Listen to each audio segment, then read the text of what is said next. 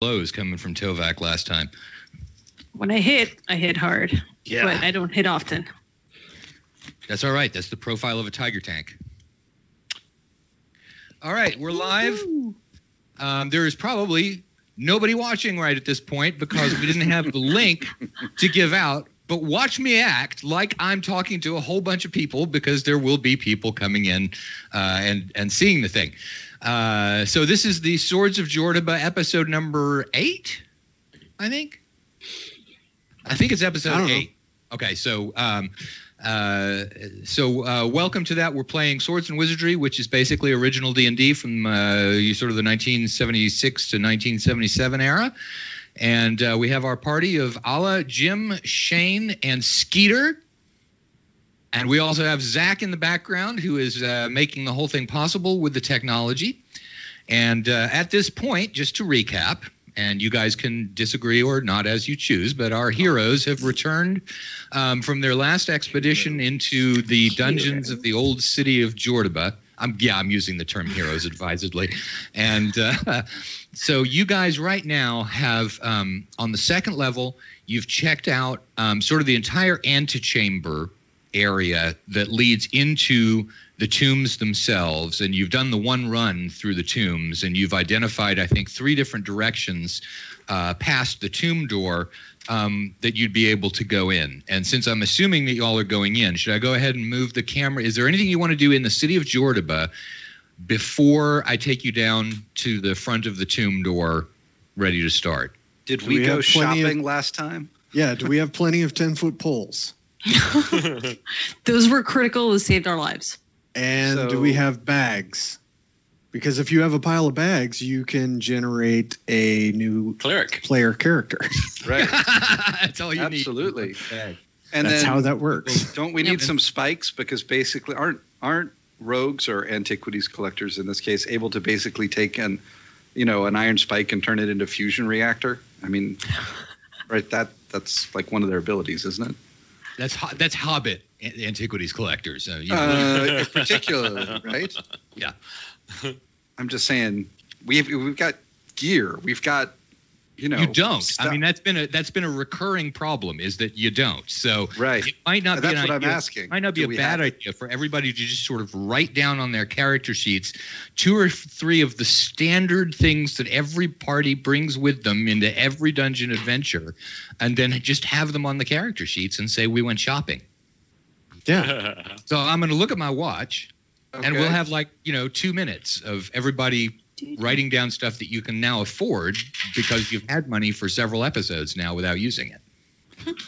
So I say we get a 10-foot pole and Tibby has to carry it because that's funny. We could put a little safety flag on the top of it. Yeah. Like one of those old bike flags. So a rogue is running around with like a little orange flag with a little orange flag coming off the top. Thing's like 3 times my height. I think that'd be totally hilarious. Can we put cards in his shoes too, so we can hear him when he's running? For your own safety, Tibby. It's just because we're worried about you, man. We want to make sure that you don't get lost or anything. The really funny thing is that all of us, when we talked about those orange flags, we looked up like they were really, really like they're right behind us. like they were a million miles tall, and really they're only about like this big. It's just that when we all encountered them, they were twice our height. So, all right. So, 10-foot pole. As often is done, we spent the entire time that we were supposed to be writing our equipment down just bullshitting with each other, but that's fine. Let me tell you what I wrote down. Okay. All right. I had a mallet, 10 spikes, 2 10-foot poles, 3 oil, 3 holy water, a plate, fork, and a spoon. That's mine. All right, fair enough. Bought your own? Whoa. Wow. I thought Sherry was carrying this party. So we get a little bit of money, and now we're all like snooty, and everybody has their own plate and fork. Plate. Get your own. Well, I'm writing down plate and fork. I put down 50 feet of rope. Who needs stinking rope?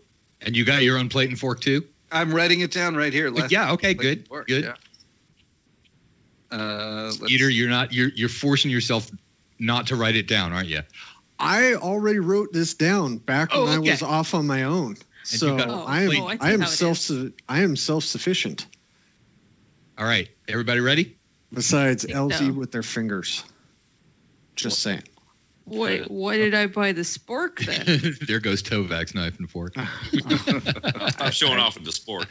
I don't know. Why did you? One small correction. I thought I leveled up last session, but I apparently mathed wrong, and I did not. Because it's 2,000 to level, not 1,500. So, yeah. And I think one of the comments... For a fighting person. Yeah, fighting person. There was a question on one of the comments from YouTube was, how are we doing experience breakdowns? I don't know if we want to address that really quickly for our viewers back home.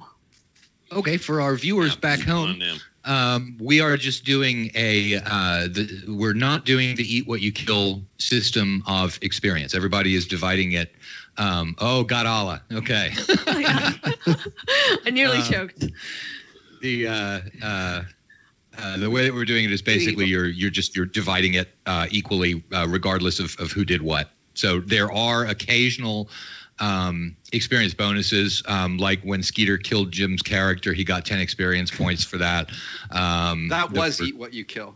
Yeah, that was eat what you kill. So like some of the mission bonuses will be eat what you kill, and y'all have been progressing sort of further and further to the outside boundaries of eat what you kill in this. Literally.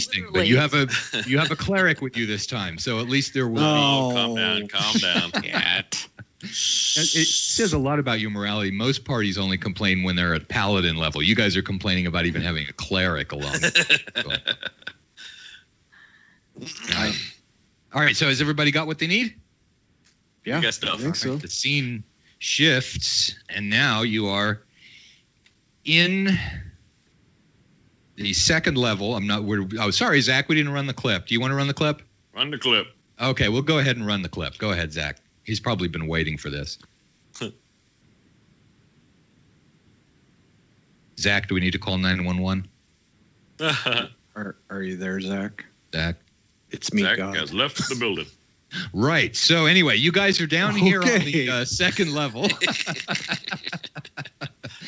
Skeeter, good help. Why don't you ping Jen Glazer and make sure he's okay? Yeah. Or hit him on Facebook. And so here we are. Now it's very important that everyone remains in their square. You are in the main antechamber to the second level tombs. And here is the landslide that Rocky will no longer go near. And over here, of course, is the door that leads to where the magic user was hanging out, who was the guy who was causing the problem with animating the grotesques and with the undead plants and all of that stuff. So you've cut that particular little thread off and nailed down that area of the dungeon. And then in terms of exploring, all that is not now, you don't know exactly what you may have cut off with the Skeeter-induced landslide. But most of the areas now where you could go are going to be beyond the scary door. I cannot see the camera feed on the thing. We are looking at the scary door. Okay, so you've got the scary door. So even though we can't find Zach, we do have the entrance. Hey, Zach. Hey, you're back. There's nothing to fix. It's just you not being around, which is something to fix, of course. But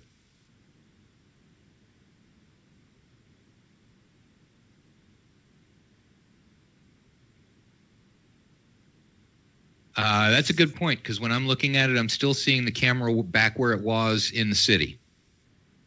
I can see the door. You can see the door. Okay, great. So we'll just keep moving on. And YouTube. Yeah. All right. So. Okay, no problem. So yeah, if we spot any sort of real problem with it going on, but as long as we can see us moving through the dungeon, there's no big deal. All right. So you're at the scary door, unless you want to do something, else involved with it. What do you want to do? We've already ate everything on this side.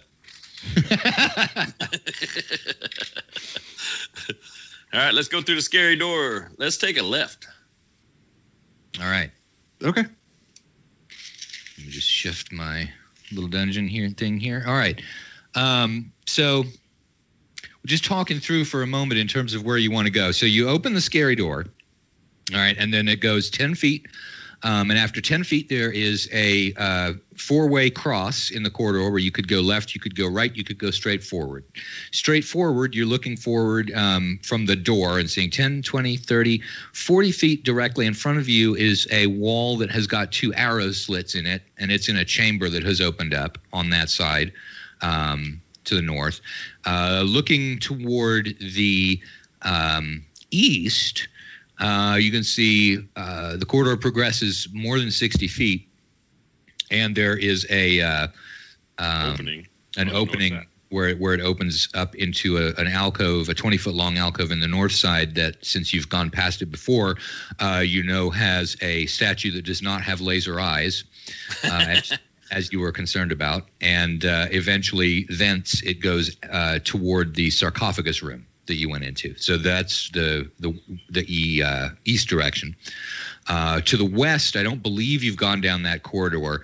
You can see that it goes 10, 20, 30 feet, and at the 30-foot mark, it does the same thing symmetrically, as it did going in the other direction, which is to open up into a 20-foot long alcove. And then beyond that, you can see another entrance to the north, and then beyond the passageway continues. So that's one direction you have not gone. We're going that way. You're going to go that way. The other thing that you could do would be to go, run the gauntlet past the arrow slits to get to other areas that you've seen. Well, so we can go down there and we could go east past the statue, all the way into the sarcophagus room, and then head north. We ain't been up there yet.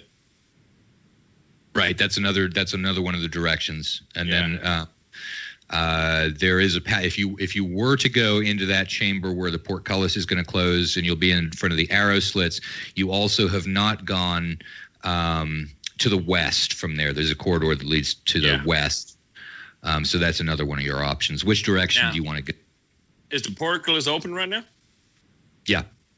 Okay. At some point in the past, it opened up. Somebody opened up. All right. Let's go maybe, to the west. It might also be on some sort of auto reset kind of thing. You don't. As Jim has noticed, you're on a level of the dungeon where most of the stuff is not particularly high tech. So it's actually more likely that somebody has come along and reopened that portcullis. But we need to find that switch. It's also possible there's a closet with a skeleton on a bicycle somewhere, and it just sits there and pedals, and eventually the thing goes back up again. Cranks it back up. And it just sits there. Foot falls down. Appropriate use of skeletons in 5-foot rooms. Hey, now. Y'all just don't like skeletons because they can't be eaten. You've got... we have a bone broth recipe that we are working on. I don't think it will be any good. It will be terrible. And there are another couple of recipes that you've been working on that you have not shown Lethe yet. So, if ever, yeah, spicy wizard. Spicy wizard. Is that what you just said? Oh, you missed it, Lethe. It was delicious. Jim, you might really enjoy watching the episode where you weren't in it. You may not enjoy watching the episode where you were not here. All right. We head down to west, down to that open area. All right. At this point, I think I have to watch the episode where I wasn't. No, you don't need to. Don't worry about it. Everything's fine. Everything's cool. Okay. The cleric's away. Yep. Everybody's a mouse all of a sudden. All right. In that 20 by 20 room down there, is there an opening in the north?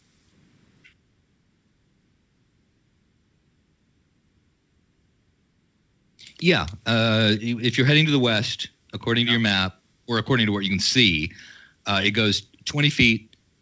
And then it does the same thing that happens going in the corridor the other way. So, there's a hallway continuing west.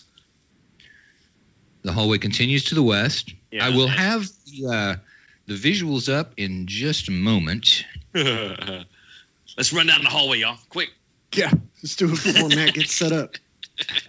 Then he can't shoot us. If there's no monsters there, he can't kill us. All right, so let's see. One thing that's really cool is that this is darkness. And it's, I actually made myself some little darkness curtains. That's pretty awesome. I'm happy about it.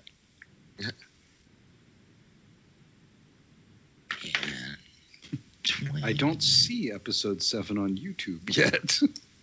Oh, it's up. Look in. Did he get banned? That bad, huh? Content advisory.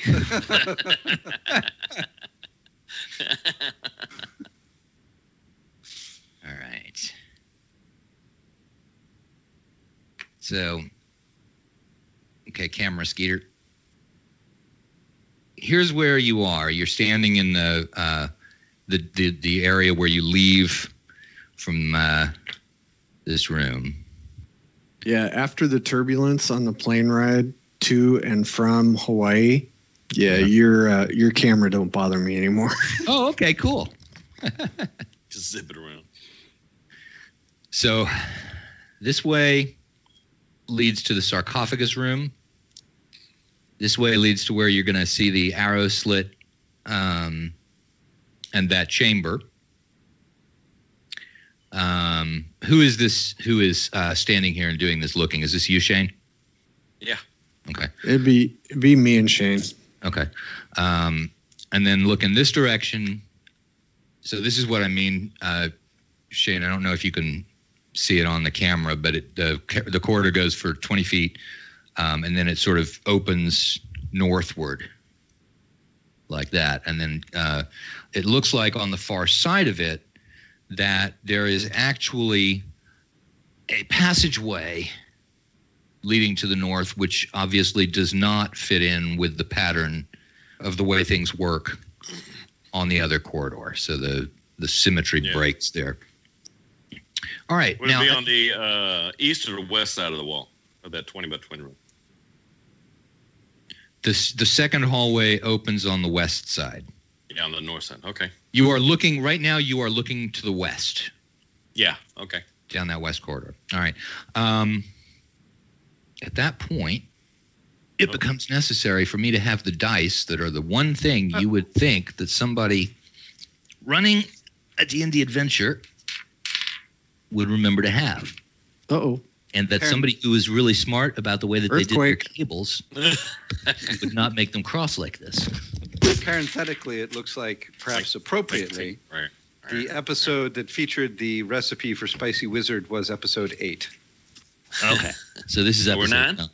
This is 9. Okay. And it doesn't look like episode 8 is up. Episode 7, I'm in it, so presumably that's not episode 8. It's got to be up because it was live streamed. Maybe it's not on the playlist yet, and if it's not on the playlist, that means you can still find it in the live stream section. You don't need to watch it right now, given that you're actually in the middle of a game. No, that's fine. I just want to make sure, that if there needs to be some divine retribution. Well, there definitely Not needs yet. to be some Soon. divine retribution.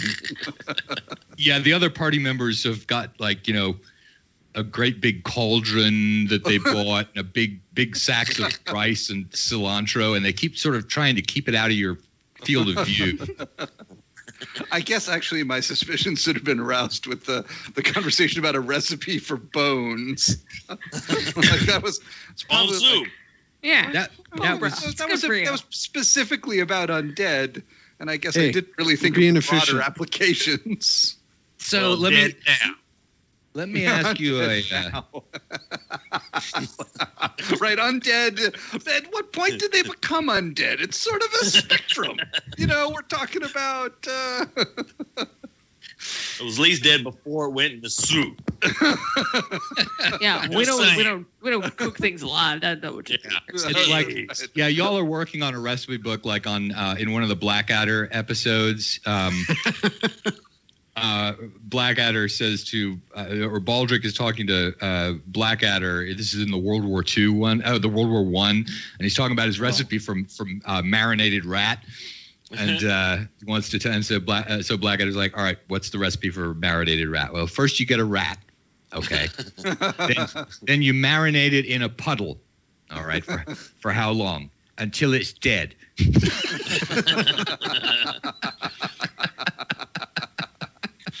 Surprisingly accurate. So I have one Tovek's question. taking notes. I have a question for Shane, and that is, what is your armor class? My armor class is absolutely perfect at a 6. At a 6. Or 13, however you do. They need a 12 to hit you, and they roll a 14 and a 15. Well, you're not sure. Drop roll. It seems to be somebody shooting arrows at you from the arrow slits. And so you're hit twice while I got hit twice. I thought I got missed. No, you take 10 points of damage. You're hit with a 5. Rolled 2 5s on 2 arrows. What was that number? The other 2 arrows come at you, Skeeter. And your armor class is like 8, right? So they need It's a 10. lot like 8. Yeah, they need a 10 to hit you. And they roll a 19 and a 5, so that's only 1 hit against you, and you only take 6 points of damage. Oh, that hurt. Okay, what do you do? Die. No. All right, well, no, hang on. Let's back up and see whether Shane was telling the truth about that. Of course I'm telling the truth. Why would I lie? No, where are you at hit point wise now, Shane? -1. -1. I only got 9 is max. Okay, so you're going to bleed to death almost instantly. So somebody needs to get to you. So Thibodeau is lying there. Only we. So where are we taking fire from? You're taking fire from the far side. Hang on, let me just North or west? North. North. Up here, where there is the that sort of room. Sorry about the camera moving around. The camera does this because of the cable on it. Sort of turns. Wireless GoPro. Yeah, Blue Pro. I'm not sure those will do it right, because the thing is with those sports cams, they you get a fisheye effect when they're real close, because they're trying to take a real wide view. Anyway, so you're looking directly north, and there are a couple of arrow slits in that wall that you see facing you.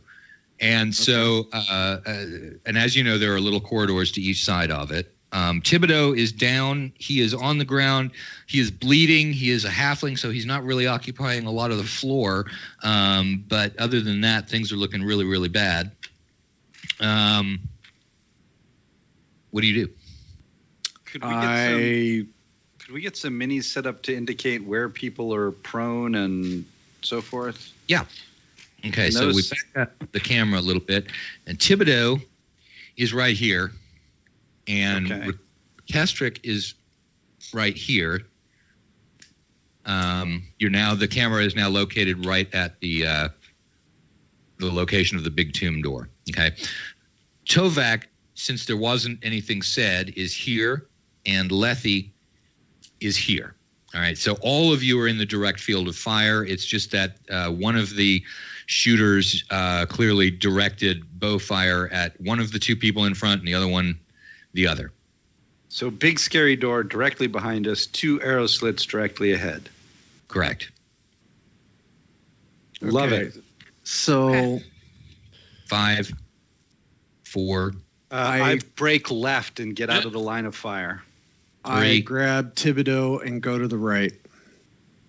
I follow them with the wounded Thibodeau on the right, sort of trying to draw the fire away from Lethe. Hopefully. Okay. So you guys. Lefty looks across the corner and goes. So as I understand it, you guys have sort of crisscrossed. You've got one group over here, and then you've got the cleric over here. I believe that's right. We got some of them healing potions, right? That would be a good time. He don't look so good. I'm no cleric or nothing, but he looks like our next meal. Don't eat me. Okay. So Matt, yes. Whatever order of operations this needs to happen in, this is what I'm doing: is dragging Thibodeau over to the right, getting out one of my potions of healing, and giving it to him. Hopefully, it wakes him up. It may just be wasted, and if so, I'm gonna be angry at you, Shane, in Dallas. That is what I'm doing. That is my series of motions, and Alla is so offended she's gone. Right. I don't know what happened there. Let me. Well, this is start my camera real quick. Banana. There you go. Okay. So turning our gone again. No, it's not liking whatever is going on here. We got your audio, so it's probably your camera.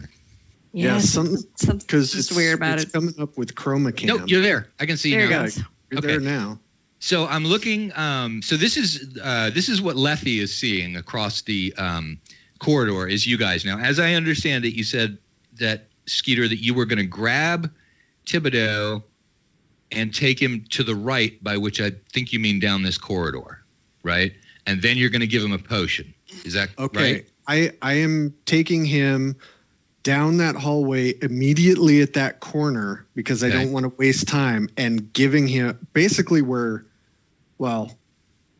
from where we were, pretty much where Alla is, I'm going to stop and try and give him the potion. Okay.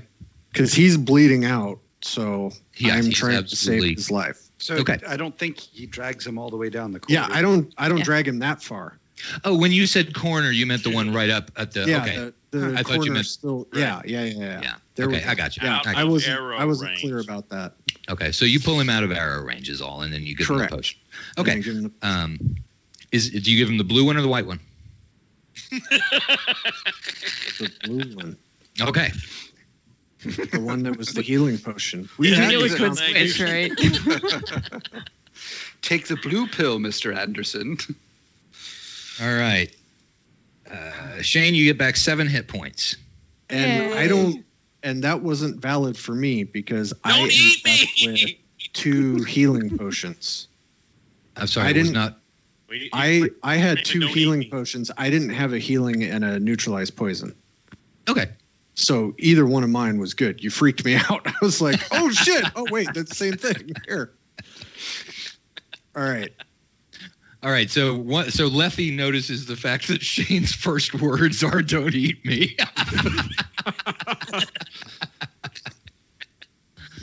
Halfling ham hocks. That's it. Suddenly, the pot with the rice and the cilantro makes a little more sense. Personally, I wouldn't do ham hocks. I'd do a burrito, but you're not done marinating, little buddy. All right. It's not your time, friend. Okay. What do you guys want to do about them shooting guys? I can draw their fire if you can get them, but... Hey, give me a second. I'm going to help you out with this. Get one of the magic things? I do. Oh, boy. And I'm going to use it. I got a magic thing, and I'm not afraid to use it. I mean, I can run out there and see if I can draw their arrows if you want some cover.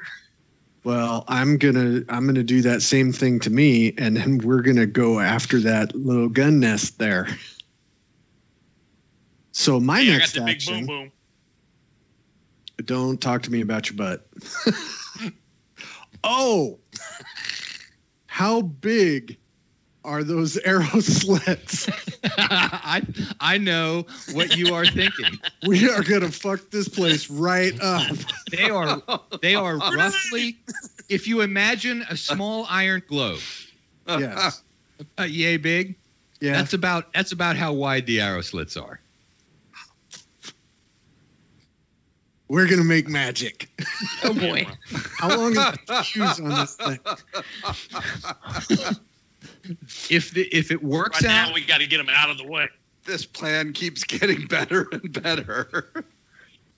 the fuse is roughly as long. Here's the information you have on the fuse. All right, it's an inch long is the answer, but in terms of time, the last one that you had, you don't know what the fuse length was on that one, but from the time that you moved the barrel to the point that it blew up and brought down a wall on the other one, it was about 5 seconds. You're going to make me change the map here. Yeah, we're going to blow down Yeah, the wall. I'm going to make you change a lot of the map. Yep. I am How many going. of those rebel walls did you make?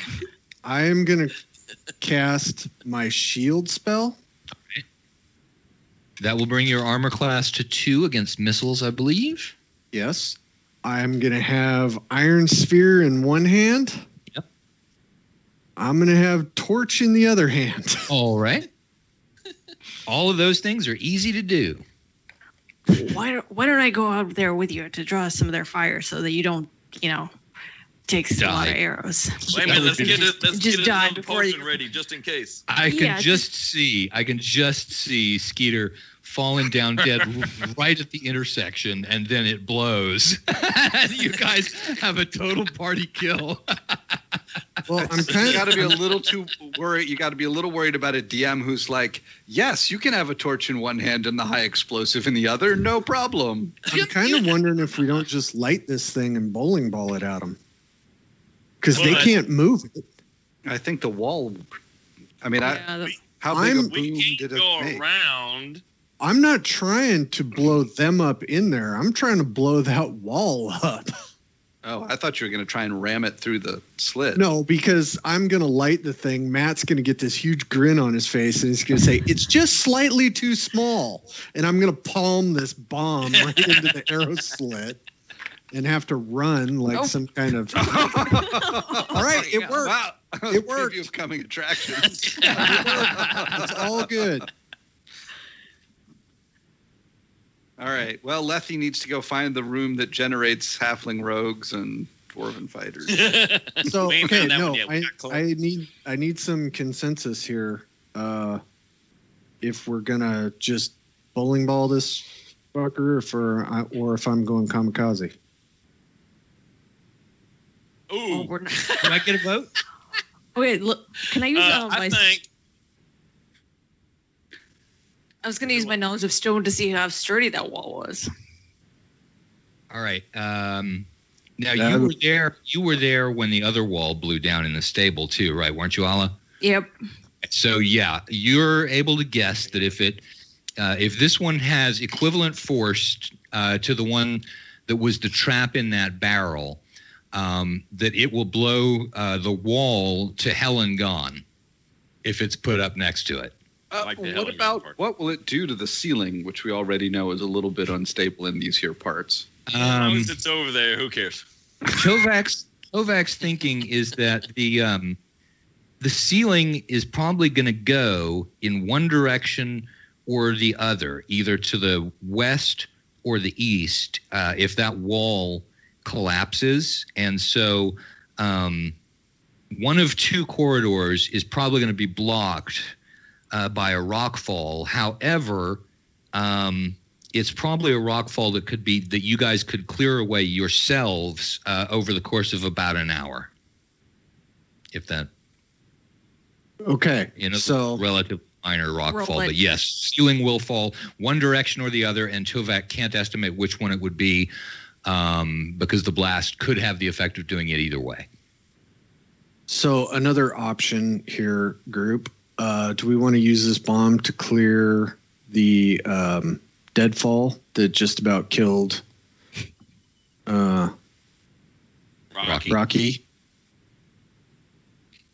I'd like to clear the arrow If people, slits. Let's clear the arrow slits. rocks kill centipedes. People don't kill centipedes. Right. Yeah, Pretty much. And that might. You had I don't know if nothing that'd- to do with it. I don't know if that would clear it or just bring it all down on us. Yeah. Let me So- Skeeter and I. That's something that Tovek could probably take a guess at if y'all wanted to go back into the room and have Tovek take a look at it. Not right now. Okay. So the arrow slit bunker, is there another left, right before we get to that? I can't. The hallway is too close. Yeah. Okay. You can see this. Look at my map. I can actually see it. Well, wait a minute. I just don't know where I'm at. You're looking directly to the north at the arrow slit wall. So you got your 10 feet, and then actually there are 20 more feet beyond that. So let me move my dark a little bit here. And, arrows right there. That's going to be, let's see. We're right here. 10. That's where we got hit. 20. All right. So that's actually the distance at which you are seeing that wall.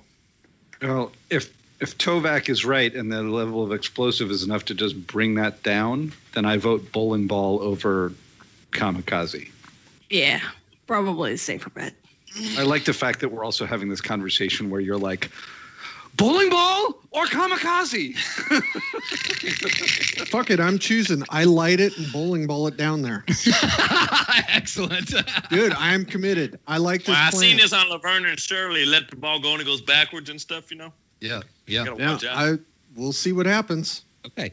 Kind of take a defensive position, like hunker down, put my shield over my head in case of any. Duck and 80 cover. feet east or Yeah. west. Matt, you forgot to tell everybody in the lead into this episode that this was the last episode. It's a good segue into the 5e game. Yeah. Old schoolers are stupid, and we're going to prove it. And then they all died. And then they died. And ironically, we're eaten. All right, so everybody roll a d6 and tell me what the result is. Oh boy. Kind of in the middle. 4. It's either really good or really bad. 6. 3. Shane? 2. You got a 2? Nobody rolled a 1? No. Drag. Okay. So there is a blinding, massive explosion. Skeeter, roll another d6 for me. This is you direct. Fall down.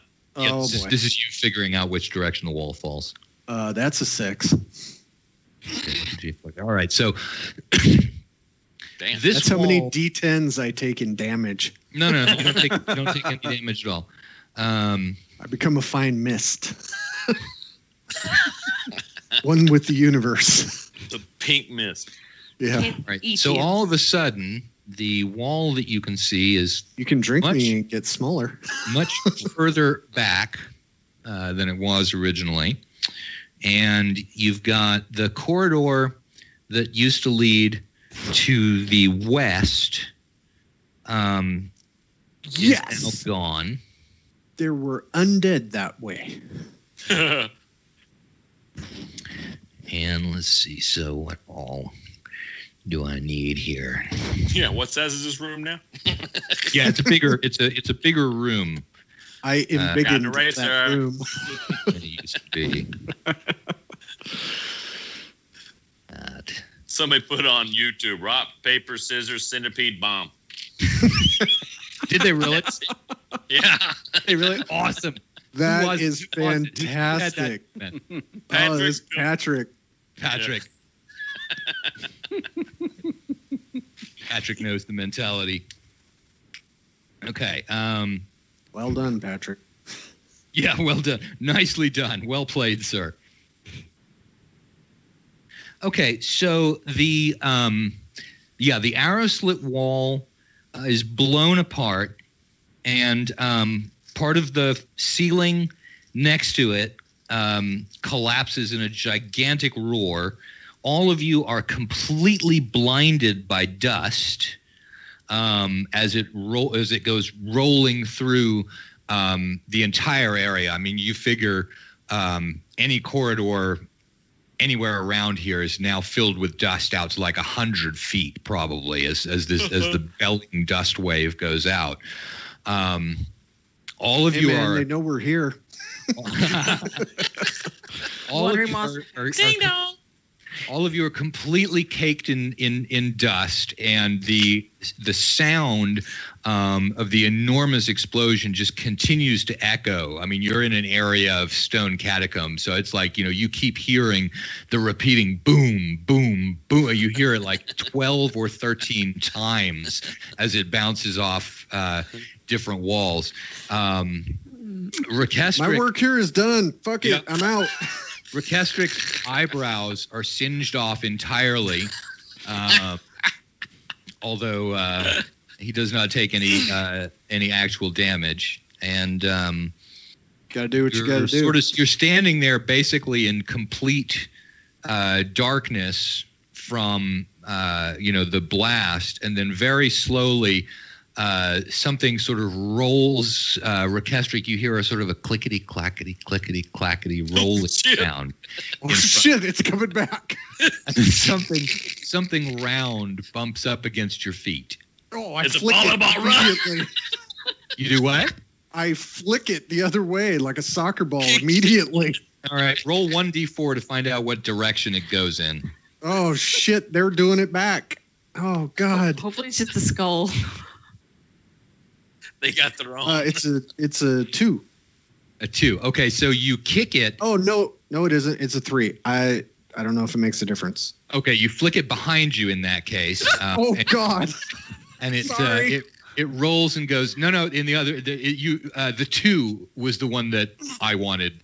That you didn't. The 3 sends it clickety clackety back to the scary door. Okay. I'm getting in the hallway expecting another blast. All right. Now there's also all right. So you're getting in which hallway? The one. I don't care. All right. Roll 1d4. 1. 1. Okay. So you run. You've lost. The thing is, you've lost. The only person right now who has any sense of direction is Tovek, because y'all are underground, and so he's still sort of got that. You roll in. You dash in direction number 1. Okay. I'm like John Belushi. I can't figure out anything. I'm just running around in a circle. Right. Yeah. No. I mean, the thing is that what everybody is seeing right now is just utterly black. Now, so you run in direction number 1, and you hear a sort of a metallic clang behind you. Oh shit! You triggered the portcullis.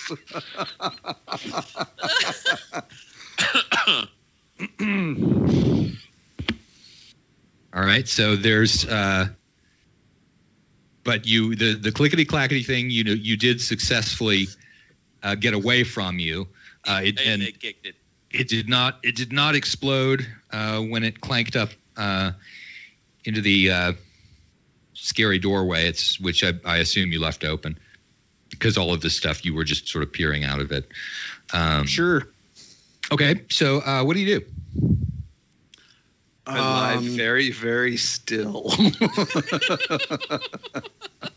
You're actually lying down, or? I assume I am now.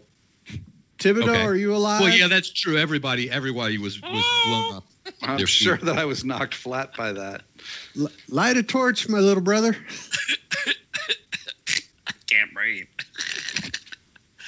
We're going to start working on a torch. Okay. You get it out.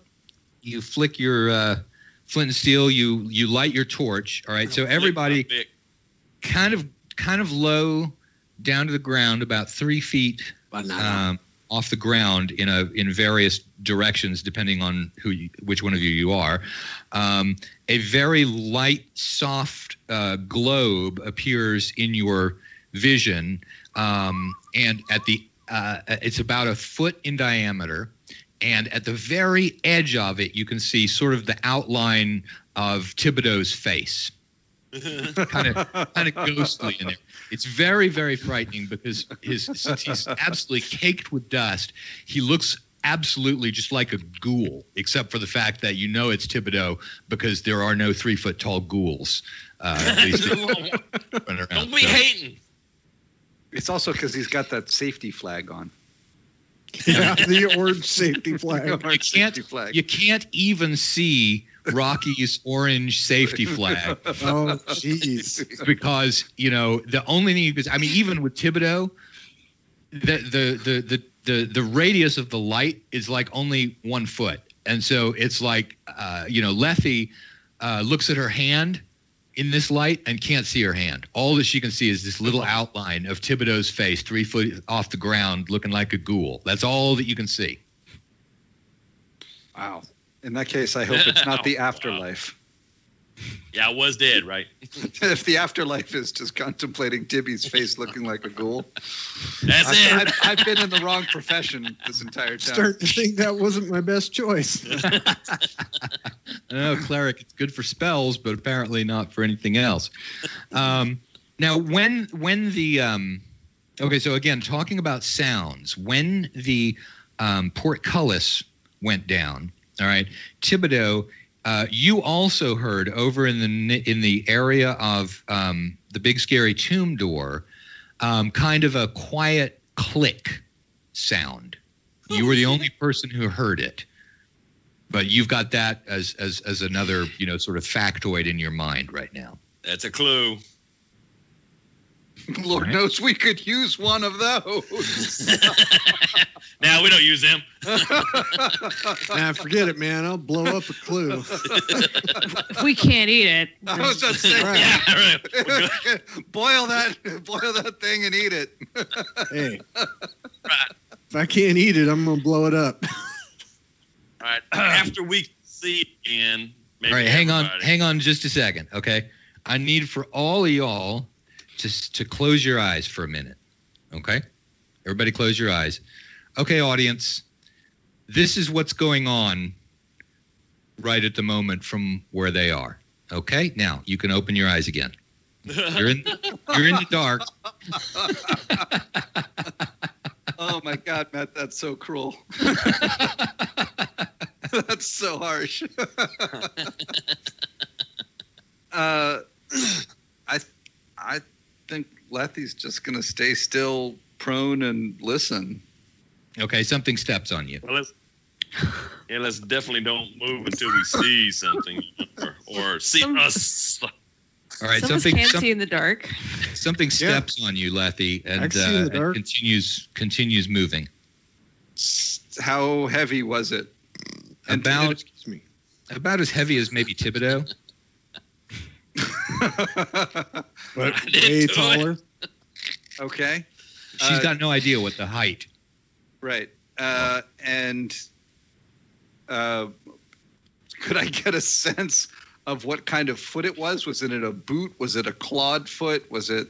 What kind of armor are you wearing? I was afraid you're going to ask that. Yeah, I'm wearing chainmail. All right. So as you know, the answer is no. It stepped on small. Nice try, though, Hazeltine. But kudos for the attempt. So no harm in asking. Yeah, no, I'm with you on that. What's your armor? So chainmail makes your armor class what? Because if you're not using a shield, that just makes you what? Armor class 5? Well, I do have a dex bonus. I don't know if that gets me anything. That is not going to apply right now because you can't see what it is that you would want to get out of the way of. I am going to go ahead and assume, however, and I'm going to contest your allegation that I don't have a shield out. No, you have a shield out. You have a shield out. Okay, so it's AC 4. Okay. Yeah, your face is slammed into that shield. Right. I mean, as far as I know, I'm in the fetal position underneath it. So. Yeah. Oh, okay. All right. You know what? I will totally buy that. I will agree that you've got full defensive capabilities up.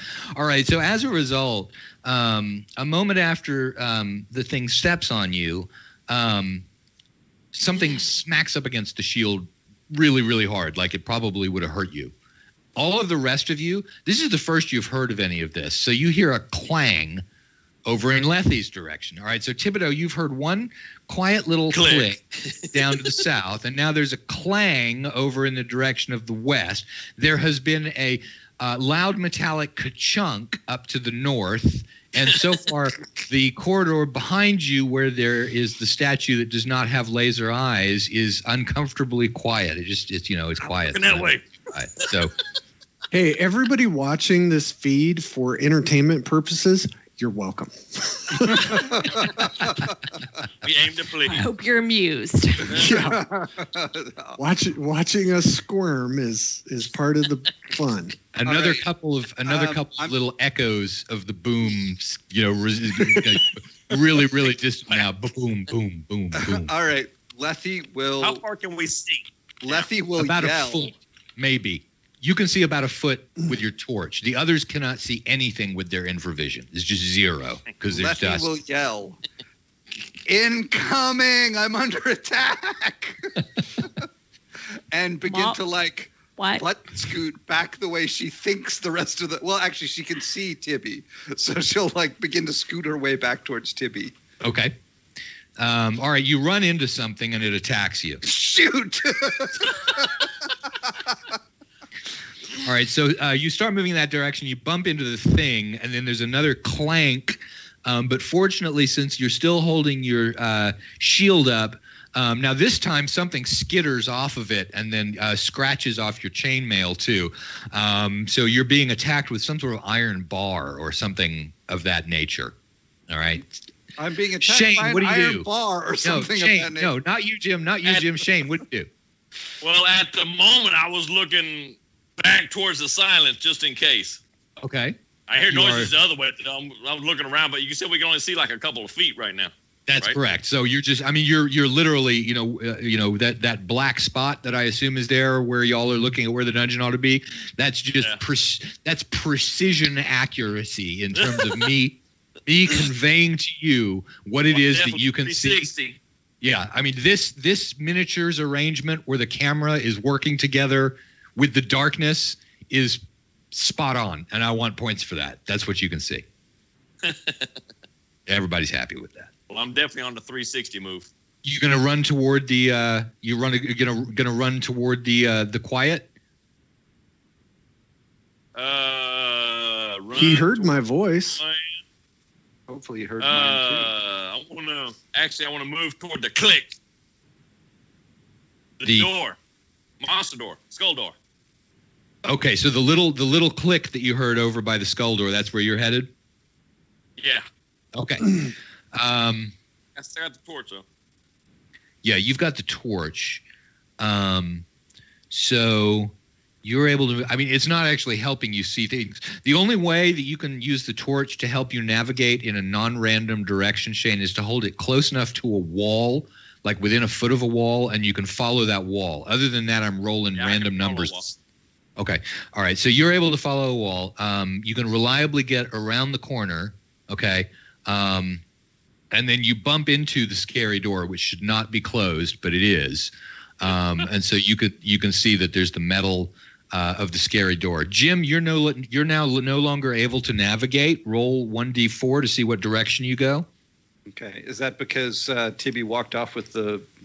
Tibby has gone round a corner and is no longer in your line of sight. Tibby has gone round the bend. That's a 1. Follow the line. Okay. So you still keep trying to move towards Tibby, but all of a sudden you run up against a wall.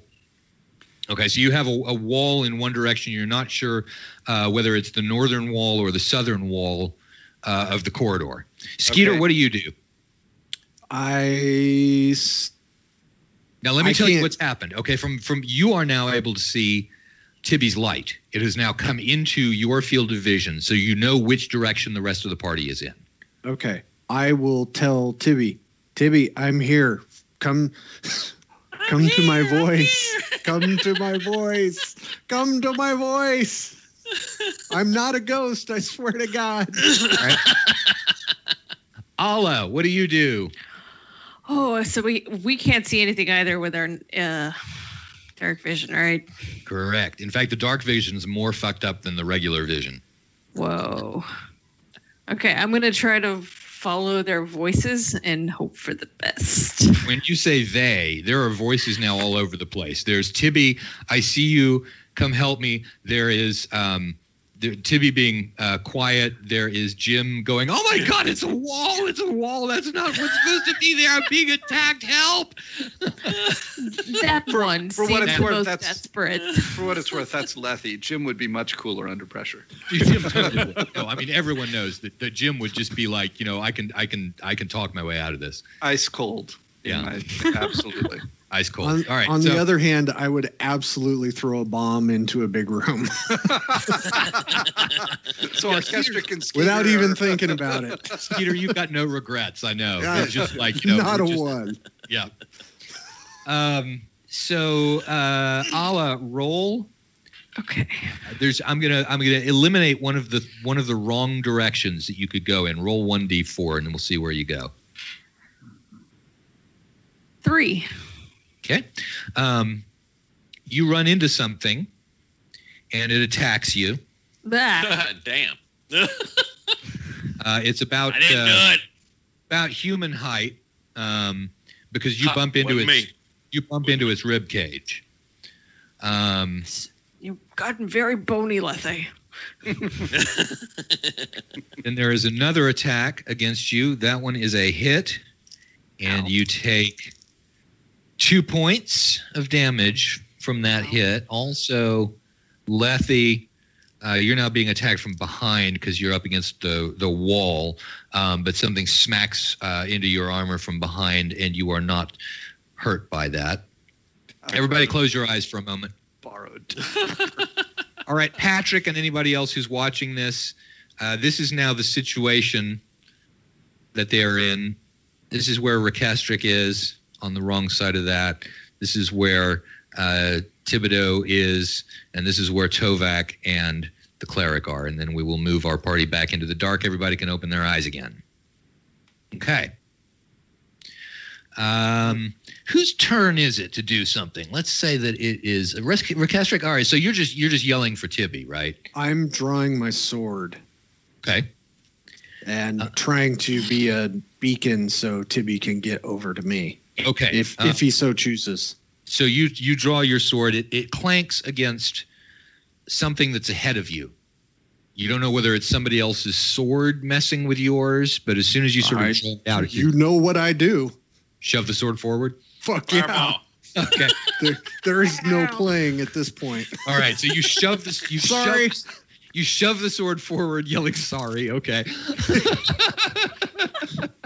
We got to be respectful. It makes a clinkety clank as it goes sort of between two bars or something that are directly in front of you. So it's either two people with swords. The portcullis. Okay. Shane, what do you do? All right. I want to actually grab another torch and light it and throw it the opposite direction of where the door is. Okay, so you can that's pretty easy because you can light one torch from another. You throw it, and so you Skeeter are able to see this second globe of light suddenly lights up, and then throwing all of your balance off, it arcs up into the sky and toward you. And so you're sort of like, whoa, what the hell? What the fuck is happening?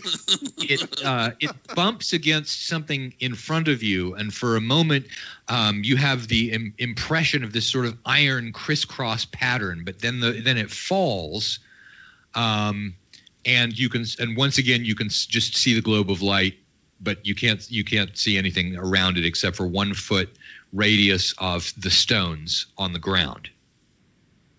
All right. Lethy, what do you do?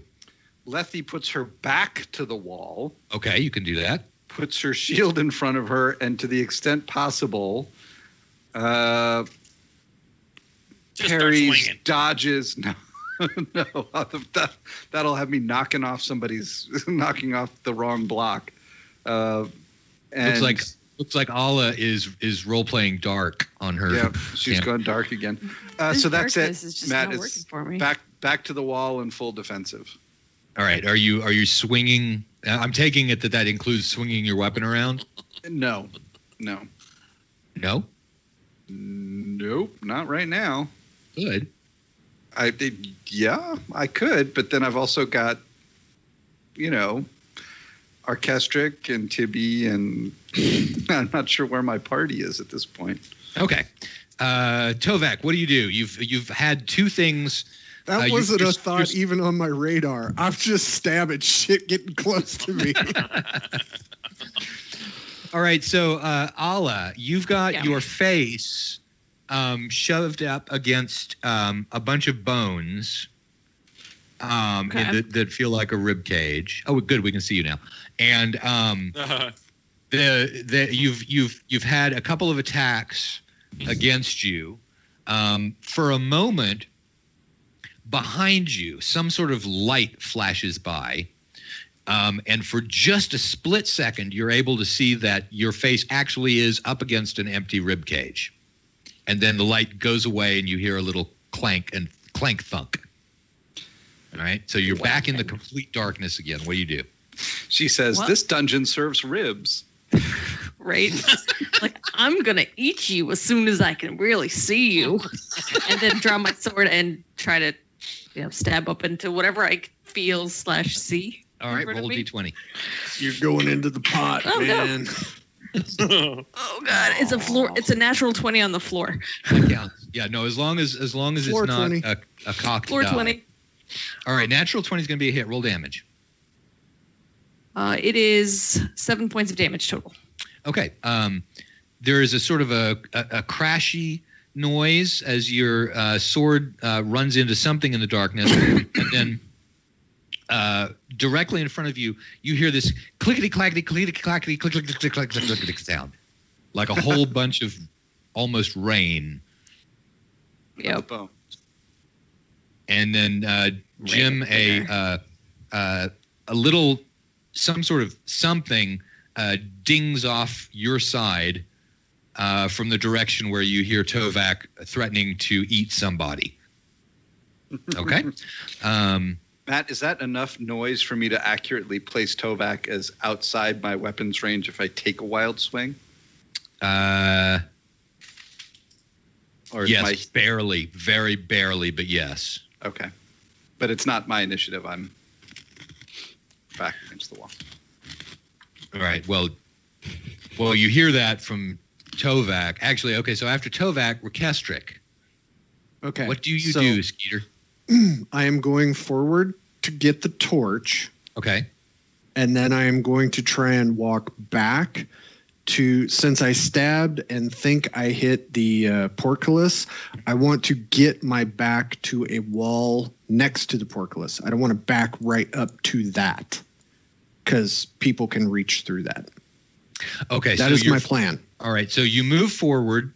Yes. You're not sure of the relative location of the torch and the portcullis. You run into the portcullis, and the torch is on the far side of the portcullis.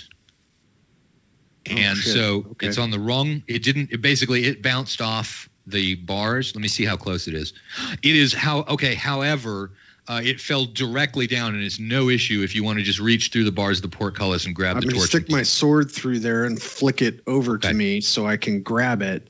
Okay. So I can have some kind of light source. Yep. And you now have yourself a torch. No problem at all. I'll start writing my name so other people can see where I'm at, if that is possible, because in my brain that would work. Did you just say you're going to start writing your name? Yeah, with the torch. Okay.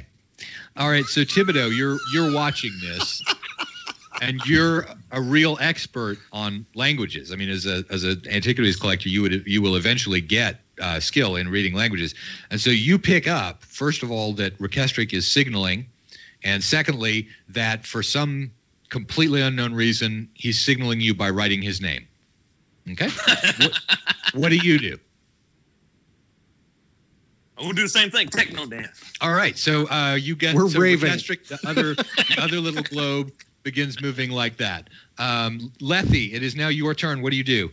I will go ahead and swing my hammer at the clickety-clack. Okay. Roll D20. That is a 13. Okay. So 13. Going to hit armor class 6. That is exactly what you need to hit them. They are armor class 6. Roll damage.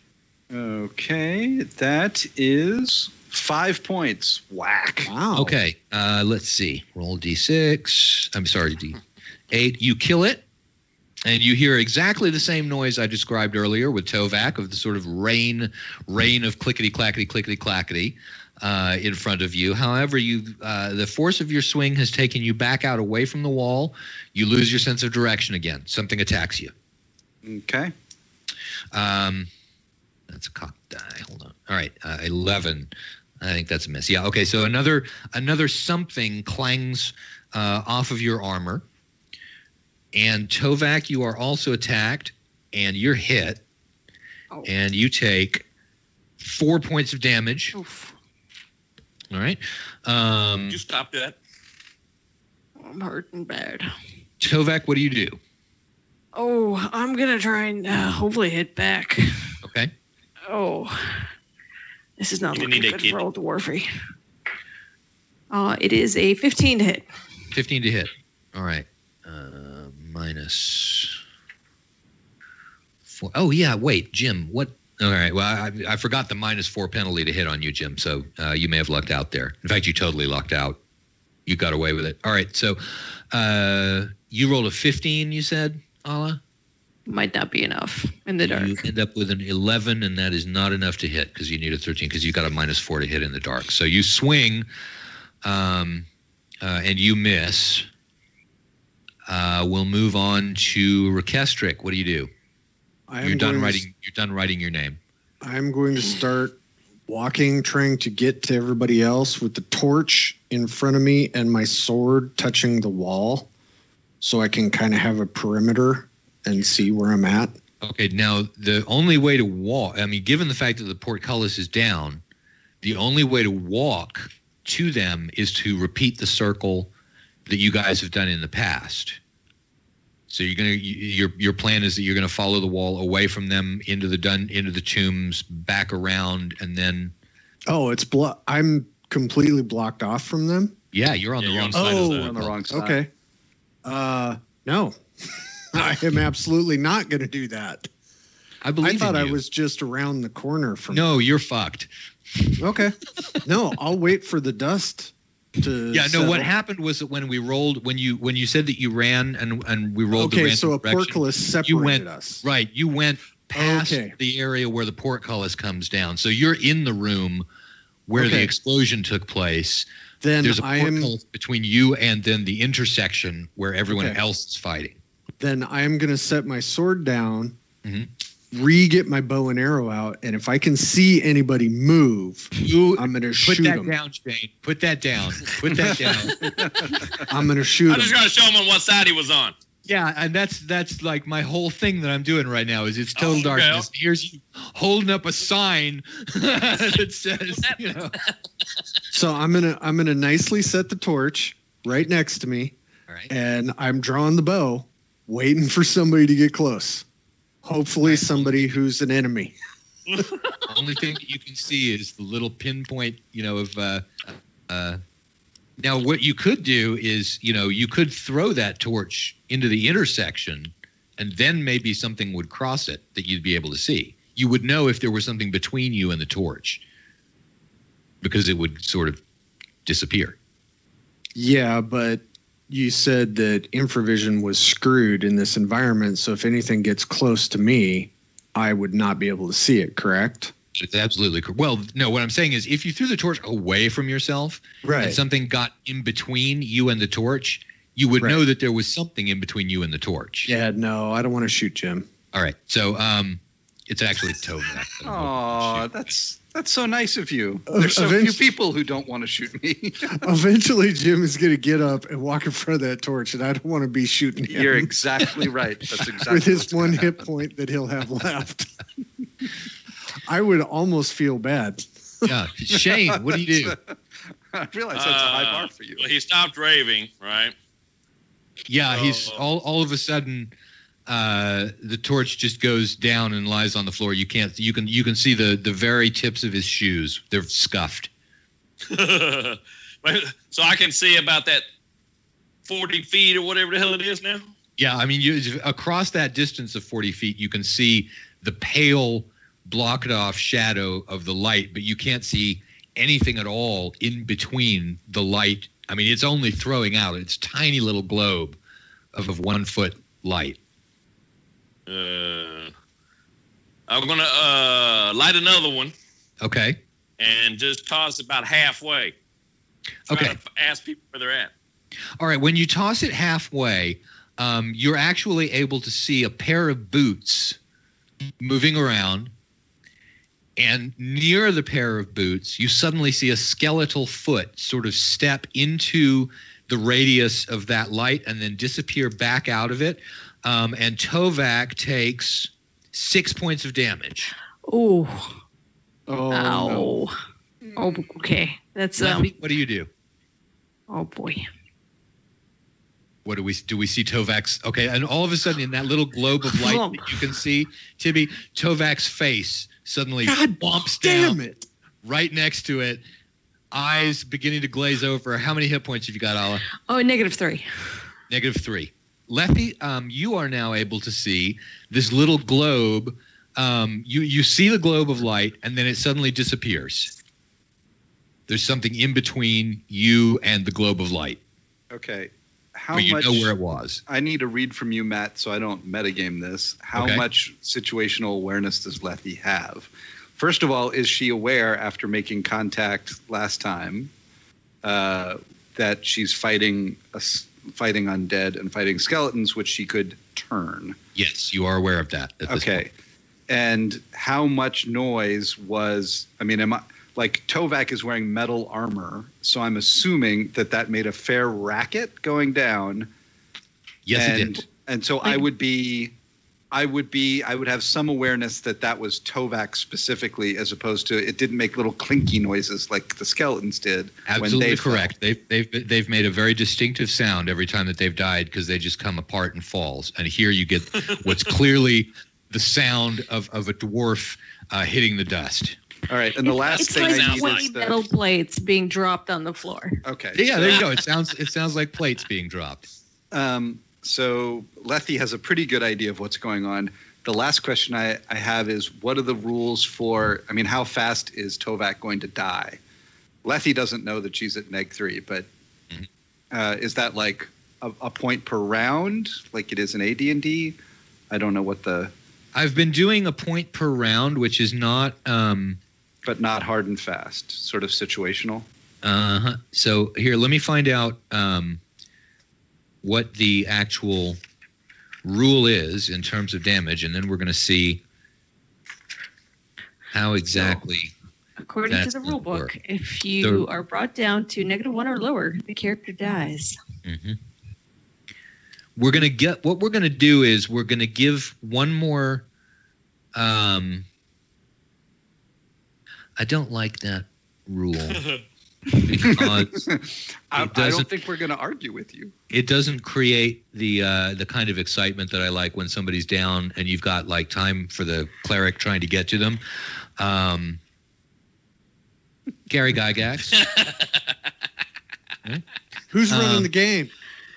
Oh, you have. Oh man. Yeah, you tell. Skeeter, you just nailed it there. If you had Tim Kask here, he'd be like, yes, you boy, you have said it. Who is running the game? Zach, right, that would probably be best for everyone if you did. Here's the answer that we're going to use, and we're going to pull a fun one. I like the 5th edition death save rule because it means you don't know exactly when the person's going to die. But the thing is, we're not going to just heal you back up to 0 if you make your saves. It's just once you fail 2, you're going to die. All right?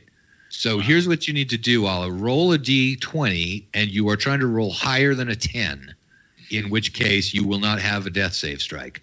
It's a natural 20.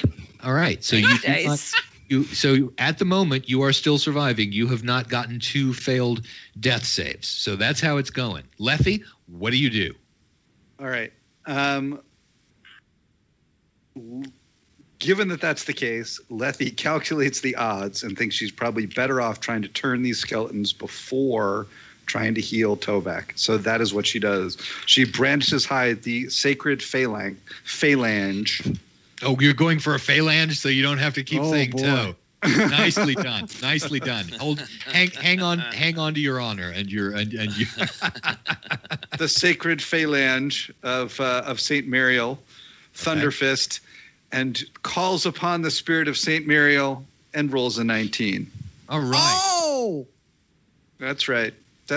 Mariel's here. Mariel's got you, Tovek. No problem. The light and then rolls it's- in the dust. I always believed.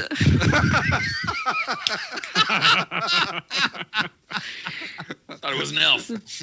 Those dying words. I believed. Okay, so All right. by And so the turning damage, Matt, is that the next thing? That it's D6s, right? what to calculate what? How many skeletons I turn? Oh no, they're all right. Okay, with that result, you rolled a 19. What happens is there's this flare of light through all of the area. So for just a moment, Rekestric, you're able to see that you're on the wrong side of the portcullis. You're looking south. Thibodeau's got a torch held up. Tovek's down on the ground, bleeding out, and there are. All right, you're not able to see Lethe herself, but all of a sudden you see two skeletons. Hang on. Here comes camera movement. Dash across the intersection going the other way. Right. So here Crap. Here is where Rekestric. Sorry, I'm having problems with the cable. Here is where Rekestric is looking. Although in actuality, it looks a little bit more like this. I like he's saying that, but it's dark, so. I can't see what it looks like. Whether you. It looks good. Looks like you guys are fucked. All right. So here is the. Here's what Rekestric is seeing without portcullis bars in the way, and you see two skeletons dash by as fast as they can off in the direction of the thing over here. Now, what interestingly then happens? Okay, and who's able to see? Only Lethe is able to see this. So, Lethe, you are looking in this direction down here as the skeletons run. And damn it. Don't stop. Keep All right. So these skeletons, they're running down in this direction and they get into that that alcove that opened up to the north where there's that statue. And as they run by it, all of a sudden there are flashes of red light in sort of lines and beams, and the two skeletons are sliced and diced into little cubes of bone that fall to the ground. Okay, so you see that, and then the flash of divine light is gone, and once again, everybody is completely in the dark. There's the dark. Accurate representation. What do you do? I say, did you see that? No. I go and heal. Yeah, no. Assuming that it's still kind of my initiative, I go and heal Tovek. Okay, so you, roll 1d4. Is it D4, not D8? Well, You here's can't the thing. find her. At first, yeah, exactly. See, first of all, you heard a voice in your head going, "Did you see that?" But all right, and then after, but I didn't I just see where Tovek is in the flash of light? Didn't that give me enough guidance to find? I'll give you a 50% chance instead of a 1 in 4 to move in the right direction. All right. Well, actually, could we do it this way? Can I get down on my hands and knees and crawl towards Tovek? That way I'll hit her if I'm headed the right way. If you're headed the right way. If Yeah. I rolled on a D4, I rolled a 1. Okay, you run into Tovek, who is you can't really tell his condition, but he feels dead. So I'll roll another death save. Let's see whether you get started on the death save thing. Oh, yeah, it's a 9. So Okay, yeah, I think so I'm done. So close. If you were conscious, you'd be feeling worse. And so what do you do, Lethy? Cast Cure Light Wounds. All right, roll your D8. 6. All right, Tovek, you get 6 hit points back. Where are you?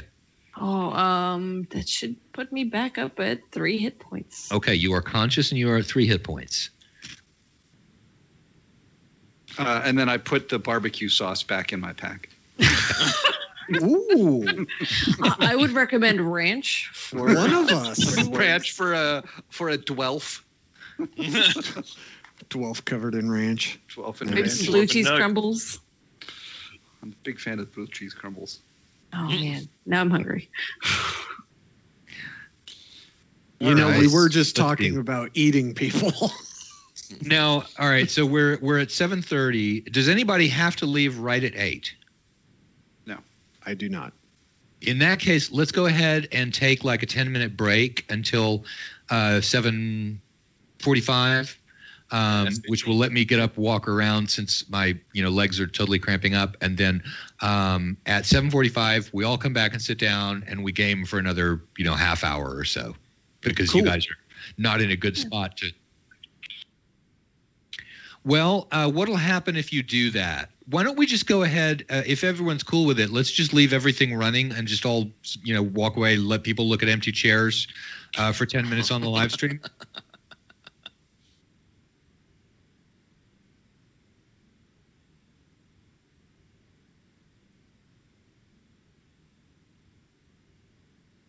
Let's go ahead and take that risk. Okay, excellent.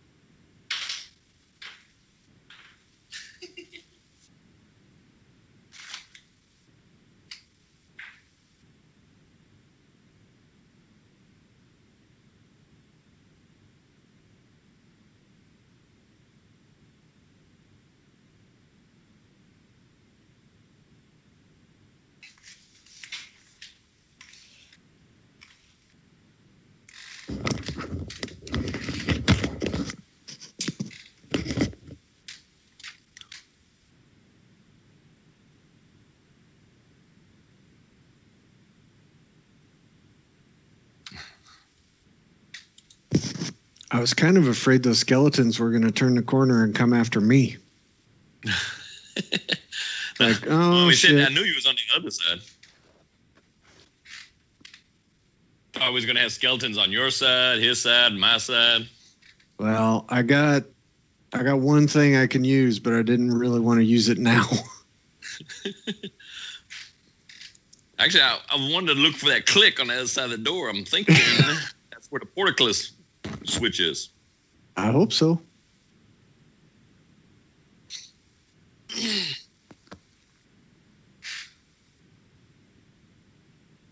And now I got to get a redraw of the room now. Sorry. You got an eraser, right? Glad it wasn't in pen. Yeah. Yeah.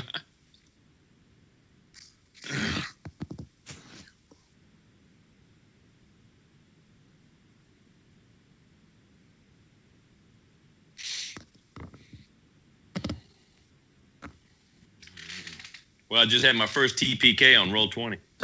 Oh. Wow. Oh, that was funny. What happened? They can't blame it on me. Well, they were in a cave, sandy ground, bunch of treasure chests.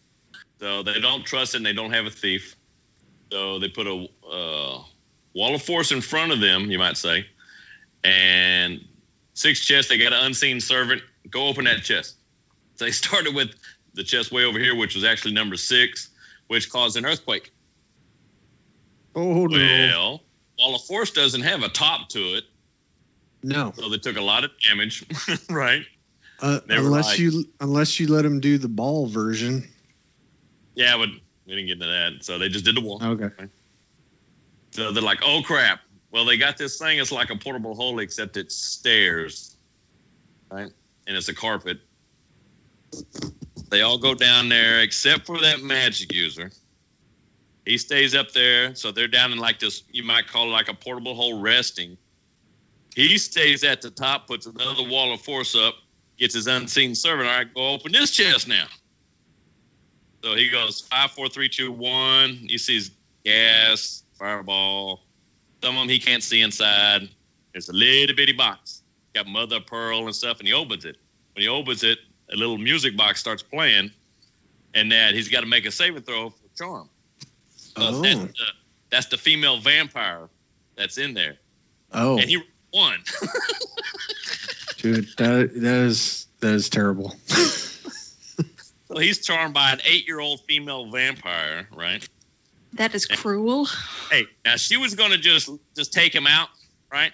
But they had found the child's teddy bear about 6 Ks back, and he actually had it on him. I'm just fascinated by a titty bear. Yeah, that's what I heard too. We heard it. Yeah, you're not getting away from that one. I was going to let you off the hook. Think there's a whole subgenre of stuff for this. Yeah. So she charmed him. They rolled up the portable hole and took off.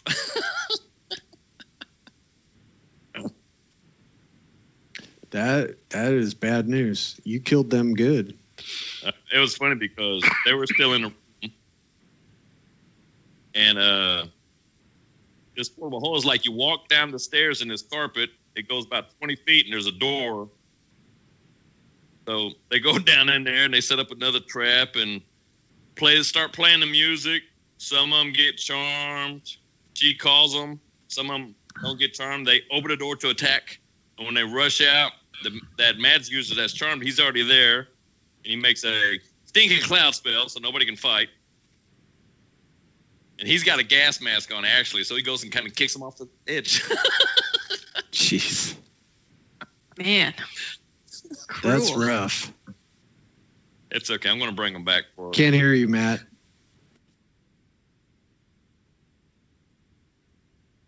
Is he back? Yeah, He's back. He's in. Oh, yeah, there he is. I'm Now here. I can hear you. I just had my mic on mute. Can you hear me now? Yeah. Yeah. Okay.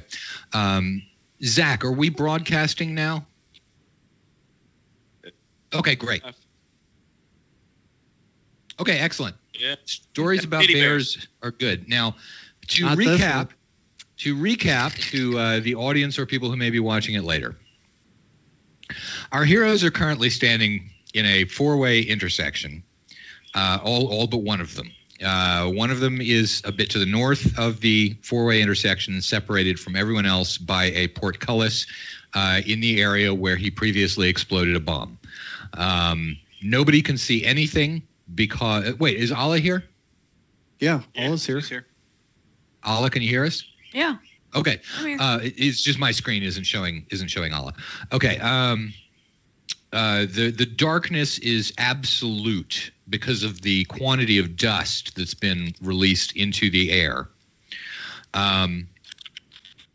So everyone, the only thing that they've got is that Skeeter has got a torch on his side of the portcullis, but it's only shedding about a 1-foot radius of light. Thibodeau in the intersection near the entrance to the tomb door also has a torch with a 1-foot radius of light, and there is one burning about an inch from Tovek's where Tovek is sitting. So now at this point in time, due to the dust, everyone in the party takes 1 hit point of damage. Mark it off. Damn. Oh, I was just feeling better. Yeah. Okay. Now, there is behind you, Thibodeau, there is a repeated clanking sound. And you estimate that the distance from you is about 4 feet. I'm searching high and low for it. Okay, so you turn around. How are you doing that? Well, I've got my torch and everything, right? And we got the door, the skull door. So I'm just going to search it, as high and low as I can beside the doors and everything. Look for some kind of trigger mechanism, kind of feel the door and see if there's any vibrations, the walls, whatnot. Okay, so you're able to sort of see. I don't have any idea what's being shown on the camera because mine is frozen with the still shot that we had at the beginning. All right, so here you are sort of looking at the door at a 1-foot distance and looking, there's walls over here and there's walls over here and you can't see very much. But the sound appears to be coming just directly from the other side of the skull door, making sort of clank, clank, clank, as if something is bumping up, something hard is bumping up against it over and over again. We're going to keep it shut. While this is happening, subsequently, since we're not in combat, I am going to drink my last potion of healing. Okay. Roll to see what you get here. I'll tell you what you get. You get a, not that I don't trust you, but I have a die right in front of me. You get 5 hit points. Okay. I'm going to drink mine too, because. All right. You get. I'm a gentle breeze away from death. You get 9 hit points back. Yeah, max All right. hit points. Awesome. Now, nobody else, the only thing that any of you can see is that, Rekestrix got his torch down near the floor, I believe. So you can see a little puddle of stone in the floor, and Thibodeau is using his torch to try and check the door. All right, what do you do? Don't Muriel and Tovek have a torch sitting right next to them that Yes. CB threw down the... Okay. So Muriel doesn't. I'm sorry, Muriel. Lethe. So Muriel is with us in spirit. At least Clearly, Got because there was torches all that the way around her. there was that voice. There was that voice that voice. said, "Did you see that?" that? Your deity probably had to make a success roll to see whether your thing would work. Worship my pinky too. So we can actually see each other. Yes. Yeah, if you both hold your faces within 1 foot of the burning torch, you're able to see each other. Okay. But literally, it's like you gotta you. get your face close enough to where it's like hot before you're visible. So, All right. But we can do that and communicate. So I hold on to Tovek. all right, Oh, and you give me a guys second, are both. I'll get my lantern out and get Both of that you all look away. like you're caked in clay from all of the dust. All right. Now, at this point in time, you are going to have more enemies show up as a result of the echoing booms that you created earlier. On a 1 through 3, that's going to go on the far side of the portcullis. And so we're going to roll the die. And we're going to look at the die over here, and that would be a 6. Oh, boy. If that's visible. So what that means is that Skeeter does not have skeletons attacking him on that side of the portcullis. But you hear the sort of two things happen. You hear the sound of bones clicking at you from what is the relative location is behind Lethe, and there is a sudden flash of light, of sort of a reddish light, flickering and flashing from down the eastward corridor. The flashing of that light makes the two skeletons that are behind Lethe visible to Tovek. So Tovek, you're looking to the west, and there's all of a sudden this flickering red light, and you see two skeletons coming up behind Lethe with swords raised like this, and you don't know what the source of the flashing red light is. Lethe, you were looking the other direction. You saw a couple of skeletons walk in front of that statue that's down there, and all of a sudden, once again, there's beams of red light filling that area, and the two skeletons evaporate into dust over there. Thibodeau, you can't see any of this because you're still looking at the door, and Rekestric, all that you're able to see is sort of the light show for a moment, illuminating the portcullis bars that are separating you from the rest of the party. Pretty. We've moved into the melee phase, and so I'm going to roll the dexterity of the skeletons, which is a 9, 10, 11, so it's, I think, slower than everybody in the party. Lethe, you see Tovek's eyes widen. Tovek, what do you do? Oh, I love it. Do you got any of them sunburst things you just did? Because we're about to get some more skeletons all up in there.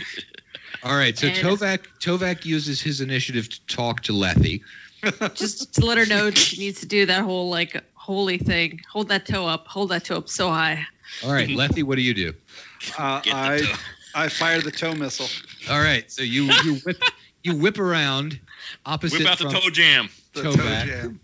You're not able to see anything there, but go ahead and roll your turning as you hold aloft the toe of Saint Muriel. That's an 11. I think that still does it. I think so too. I think I need Skeletons a 10. are lame. Yeah, you need a 10. So you hear a skittering of bones ahead of you, and they seem to recede into the darkness. All right. Thibodeau, what do you do? Well, I was still searching for a trigger mechanism or something. I didn't see much of it. There's a doorknob. No, I'm looking for a trigger mechanism for the portcullis. Oh, okay. No, you don't see any sort of lever or anything like that. I mean, the only the walls to the side of the tomb entrance door are featureless.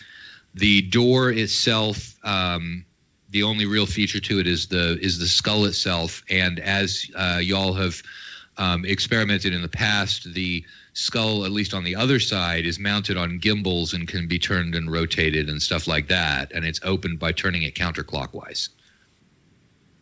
All right, let's. I want to wedge with my spikes. I want to wedge the door closed, and then head back towards north in the hallway. Okay, and then the clunking sound on the other side of the door continues as you do that. Yeah. Okay. Let's just keep clunking on that side of the world. All right, so you turn and head back into darkness. After I wedge it? Yeah, you wedge the door shut. No problem. There you go. As you do that, the clunking noise stops. And then you hear a sort of faint, almost a skittering noise, like a boppity, boppity, boppity, boppity, boppity, receding off into the distance on the far side of the door. So whatever was banging on the door has now quit and left. It's probably Rocky. Oh my God. It's probably Rocky. He's just like, guys, I'm so alone. All right, so you guys think around and sort of feel around and call for Rocky, and you are able to figure out that Rocky must have been on the other side of the door at the time of the explosion, and then the portcullis fell and the door closed. So Rocky was on the far side of that door, and Rocky has done what he's been trained to do and has done in the past, which is to go and get help. Leave our ass. So he's on his way to probably to go and report to the Sisters of the Dawn Goddess that Timmy has fallen down a well, just like the last time he delivered the message that Sister Francesca had fallen down the well. Man, they ain't coming back. He's taking our 10-foot pole with him. All of them. All of them. We're going to die here now. You're stuck on the wrong side of a portcullis with no 10-foot pole. No, that's him. True. That's true. Yeah, Only a quarter of you are stuck on the wrong side of the portcullis. Yeah. I can tell him how to get out if he wants to. I can eventually figure it out. All right. So are we out of torches? I don't know, Shane. I had 5 total. I've just used 3 back and forth here. Okay. Yeah, because you use torches so frequently, we're going to say that you had those on you and they were not on Rocky.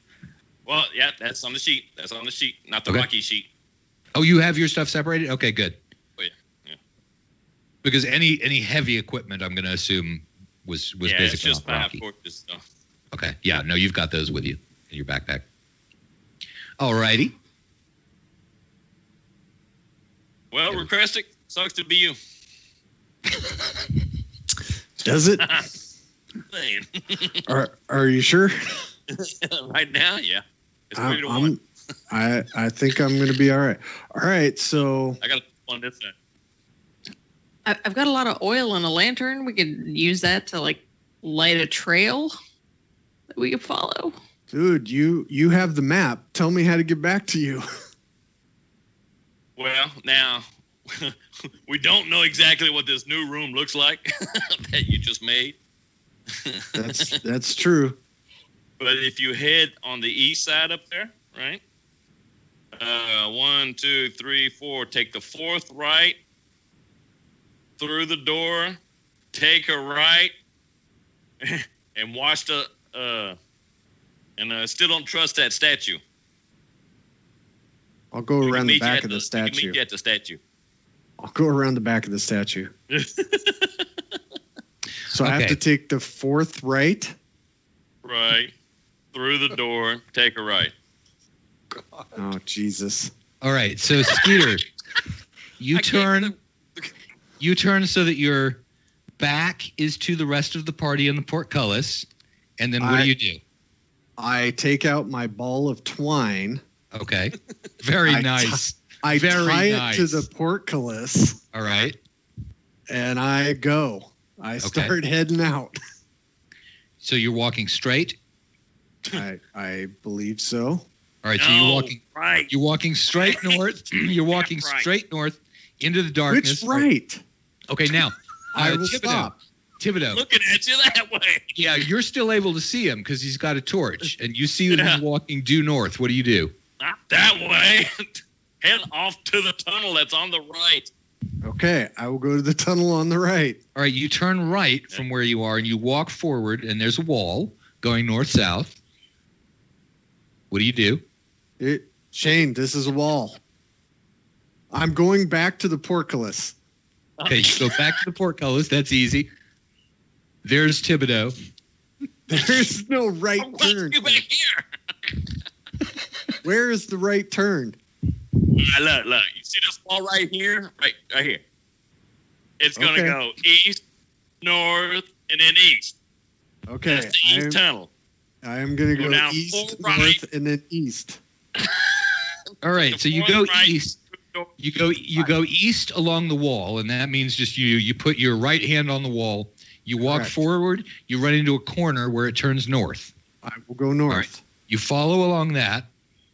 You go about 20 feet and then all of a sudden there's no more wall because the ceiling has fallen in here. Do you remember when you rolled that D6 to see which side of it was going to fall in? It was okay. that side. So there's a massive rock fall here. And you continue along past the rock fall. So now you've gone 30 feet, 40 feet, 50 feet, and you run into another corner where the wall is turning back toward the west. Ah, fuck. All right, I'll follow my string back to the portcullis. All right, so Rekestric reels his way back to the portcullis, and there's Thibodeau. Hey, what the hell? Nope. Well, have we tried now to lift these gates? No Any one's of tried these that portcullis? yet. No. Okay, everybody, come over here. Let's try to lift this fucking gate. Oh, I like it my way. Let's try it that way. Let's not. Where's over here? You. Go into the light. All right, so everyone accumulates at the portcullis. All right, so there y'all all are with your dim torches looking at each other. And I'm going to make a wandering monster check. You guys look like shit. Yeah. We all look like shit. All right, we're rolling our die again, and what we're going to do is we're going to look and see whether we get a 1 to 3, which means that the wandering monster is on oh boy. Skeeter's side. Okay, so Oh boy. Skeeter, behind you, you hear the sound of tramping feet. How many? Tramping feet? Can I tell? Can you tell what? How many? Sounds like a couple with your elf ears. Maybe 2 things moving. All right. So how long has all of this shit been going on? About 20 minutes. Okay. I need to verify something. Hide. There's no fucking hide. You know what? Hide. It's called hide shadows. You know what occurred to me, guys? Occurred to me the other day. Oh, shit. Okay. Is that we've got, Alla the computer programmer. We've got Skeeter, the ex-martial arts fighter who does computers at Boeing. Nerd. We've got Jim, who's just come back from 11 years of murky service overseas. And we've got Shane, who used to be in the Army. And we're all connected through to the Harvard-educated lawyer. We are an action team that would fit in any action movie. You're damn right. Okay.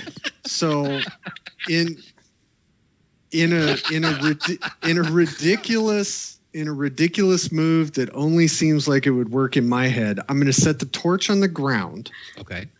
I am going to move into the darkness. Okay. And wait for something to approach the torch, and then I'm going to shoot it. All right. So do you move left? The things are coming from the direct north. In other words, behind you, if you're looking at the portcullis. Are you moving to the side? I will move to the side. Okay. All right. So you move to the side along the wall, leaving the torch behind you so that if anything approaches the torch, it'll be in the radius and you'll be able to actually see it and shoot it. Right. Okay. Matt, I'm actually going to take our torch. I'm going to move to the other side of the portcullis. I'm going to stick the torch at kind of chest level, wave it around, and rattle the portcullis. So I'm out of line of sight myself, but I will try and lure them in. Like panic waving torch and rattling portcullis while Orchestric moves away. All right. So here, Rekestric, with your elven hearing is what you hear.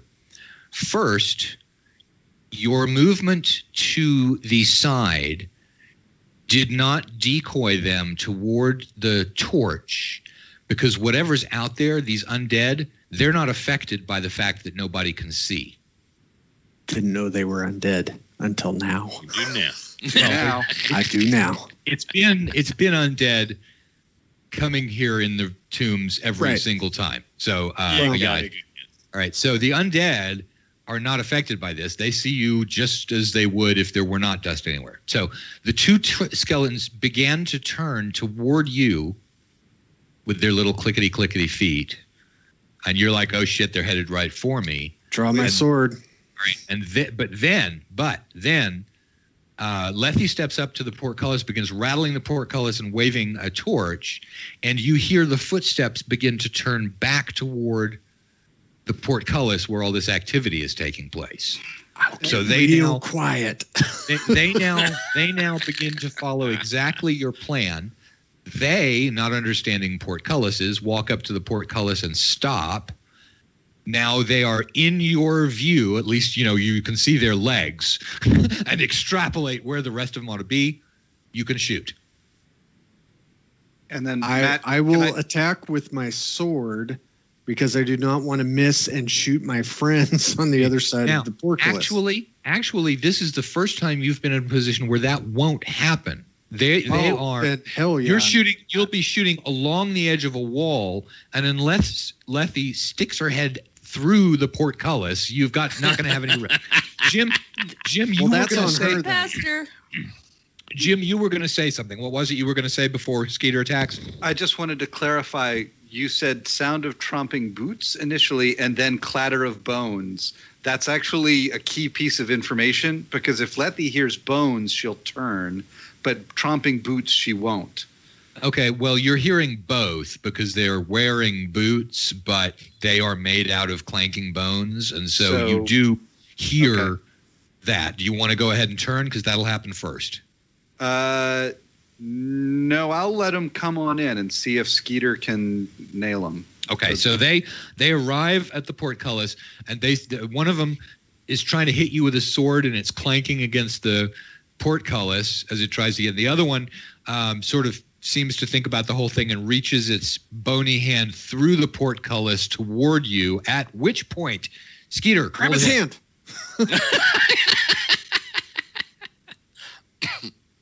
That is a 14. All right, I think that'll do it. You are a fighter. I just don't know if I get the negative for. No, that's the thing, is that you lured it into the tiny little circle of light. Go into the light. All right, so they're armor class 6. You need a 13 to hit. Is that what you rolled? I rolled a 14 and a 13. You're using your bow or your sword? My bow. Okay. Both of those are hits. Are you aiming them at one at each skeleton or both at one? Both at one. Okay, roll. That is a 2 and a 4. All right. So 6 total. So the skeleton that had reached its arm through takes 2 arrows to the skull and sort of clatters down and apart. So the little hand of bones clacks down at Lethe's feet and Tovek's feet, and the skeleton falls down, and then the other one is just still trying to hit at the portcullis. All right. Well, now it stops because it sort of figured things out. However, Skeeter, you've got one more attack before it comes after you. What do? Single attack? Bow. No, you can shoot your bow twice if you want to. Okay. That is going to be a miss, piece of shit, and that is going to hit. All right. Roll your damage. But that's a 5. Oh, what a shame. It's not quite enough to kill the skeleton. It's a 6 hit point skeleton. It moves out of the circle of the light. I'll turn it as soon as I can. And it attacks you with the sword that is... however, the sword has been damaged by being smacked against the portcullis. And in fact, it breaks when it hits you. And so over by the portcullis, all of a sudden a broken section of sword sort of goes clanking by. All right, so Skeeter, that did impact on you, but you broke your skull broke the sword. Elf magic. All right. Witness. We're in the spells and missiles phase. Jim, are you going to turn? I'll turn it. Okay. You lift the phalange of Saint Muriel. And Too many letters. And actually burst out coughing. All this dust. I can't get the prayer out. I rolled a 4. Okay. It wouldn't have mattered anyway because the thing has moved out of line of sight of you, which, applies even in this case because it's moved past the portcullis opening to attack Skeeter. Skeeter, what do you do? Or actually, well, let me check. Tovek and Thibodeau, what are you guys doing? If he was just at the portcullis and I'm kind of short anyway, I'm going to reach down there and grab his leg and pull it through. Lefty? I like where your head's at. The skeleton's already, but the thing is, the skeleton has already headed out toward Skeeter. It's already moved. But all right, Shane, I'll give you a chance to, as it's moving, it won't. Pivot with the torch. Yeah, it won't change anything other than the fact that if you're able to grab its leg before it gets out of the radius of the light, that you can keep it in the radius of the light. So roll a d20. Ooh, cool. It's always possible. Not with the one. I think I smashed into the portcullis. Okay. It wasn't really an attack roll. So yeah, you just sweep your hand out trying to grab the leg as it's leaving, but you don't manage to catch it. Tovek, what do you do, Allah? Tovek disappears. Allah. Gosh darn it! I think I'm having issues with this camera. Oh, but there's not much I can do. But if I can reach it, I could try to stab whatever parts of the skeleton are within reach. Yeah, no, the portcullis. It would have been in reach if Thibodeau had managed to grab its leg, but it's moved out of reach, attacked Skeeter, and broken its sword on his head. Skeeter, what do you do? I'll shoot. I don't have anything else to do, and if he gets to try to claw me or something, then it's in melee with you. You'd have to switch weapons. I'm gonna jump up and drop kick him. There you go. You do that. I'm doing the elven martial arts. All right. Let's roll a d20 on that. Okay. I rolled a 17. Okay. This is gonna go horribly wrong. I think the bomb was where they'll go horribly wrong point was. The drop kick is not the horribly I wrong. recovered from that. I recovered from the bomb. Yeah. I think the drop kick, you're on much firmer ground than you were with the bomb. Literally not on firmer ground. Roll a d4, Skeeter. Okay. Hey, that will be a 2. A 2. All right. You kick its leg out from underneath it, and it falls face down on the ground as far as you can tell, because you just hear what's going on. So you sort of feel it fall down, and it's right next to you on the ground. Now you can touch it, and you have the opportunity to sort of try and grab it and hit it, smash it on the ground, something like that. But you need to roll me another d20 to see whether that's successful or whether it escapes from the situation and attacks you. So I took the skeleton to the ground, and now I am employing Brazilian Jiu-Jitsu to try and kill it. That's precisely it. Roll a d20. This is fantastic. I could not be happier about this. I rolled a 7. Okay. So the skeleton. So you try and grab it by the collarbone, and smash its head down, but it manages to roll around you. And as it does so, it claws out with its hand toward your eyes. But you're wrestling, and it rolls a 2. So you're able to actually grab its hand at this point. So now you've got a hold on the skeleton. I'm going to Kimura this fucker. We're going for an armbar. I don't even know what a Kimura is. You've seen it before. It's a move. Okay. 19. Okay, you do that move, whatever it is, and I'm going to guess that it results in some sort of impact of the skeleton against the stone. Probably I would just pull his arm off. Okay, so you yank off his arm. Beat him. It comes off. All right, and that also was the last thing holding him together. So now you're standing there, and you've got a skeleton arm in the darkness. No more noise. There's a very, very faint light from over by the portcullis. The rest of the skeleton sort of falls apart, but the arm that you're holding, since you're holding it and it's not attached, does not fall apart. So basically, you've got a human arm bone that is still holding itself together. What do you do? There is also the very soft sound of me just standing here crying. All right, so the rest of you hear Rekestric weeping in the darkness. I will go back to the portcullis. Now, can we try to open this door? Okay, please. So he's there. He's got his skeleton I can't arm. be left on my own. I can't be left in a group either. Let's lift. Alla, what do you do? I'm going to try lifting that the portcullis. All right, Let's so you're lift going the to... portcullis. Put my gonna back try into as it. well. Okay. I've got What is 12 your combined strength? I have 12. 17. 12. 41. Come on, Shane. what-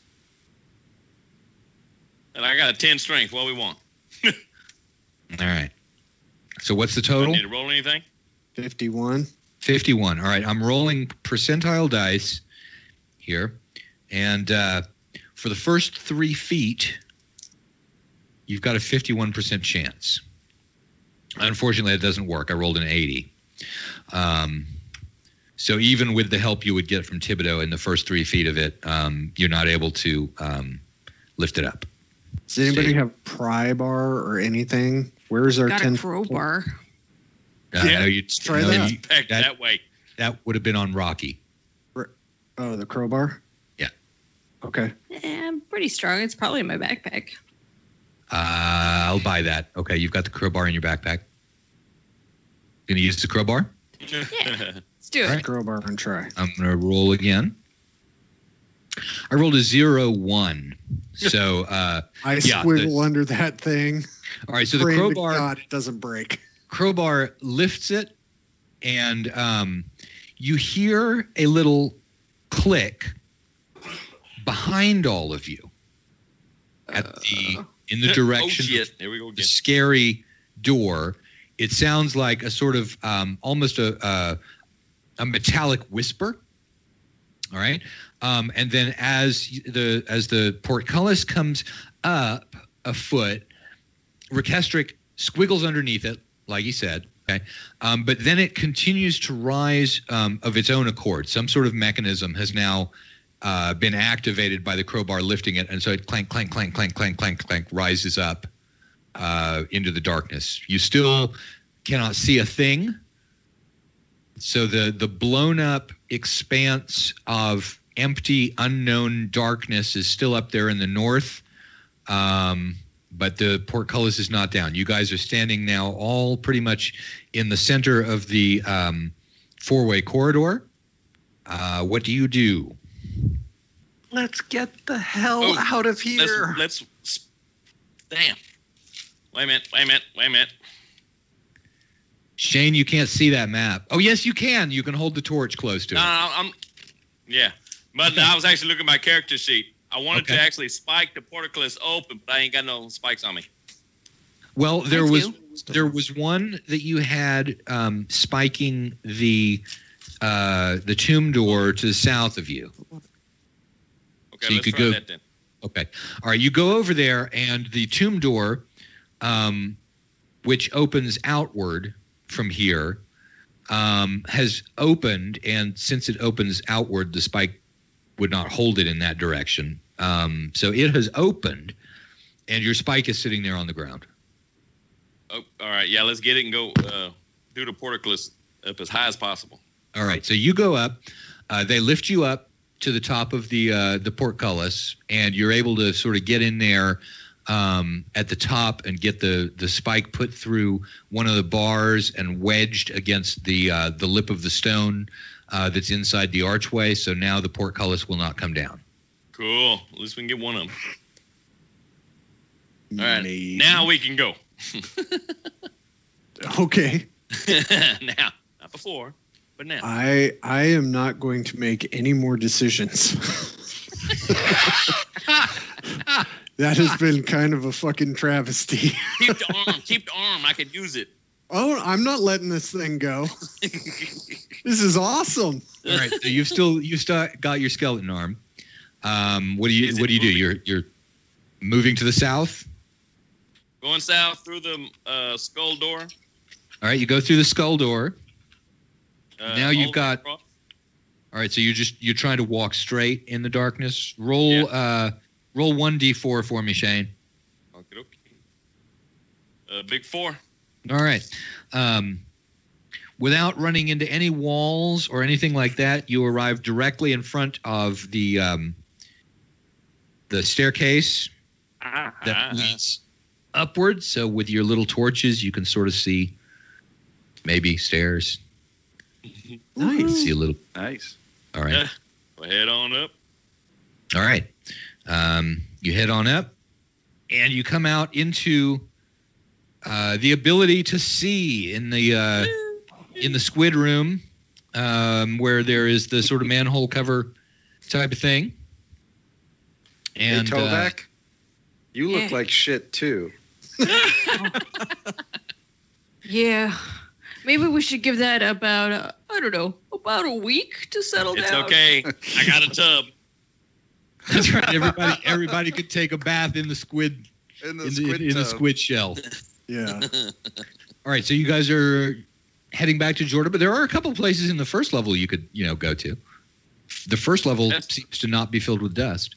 When we get a little safer. There is a bedroom that's there. There is a bedroom that's there. That's right. We also are your cleric is out of spells. We've been burning through healing potions like it's our job. I don't know. Fall back. Maybe we got enough And money. besides, we look like shit. We all need a bath.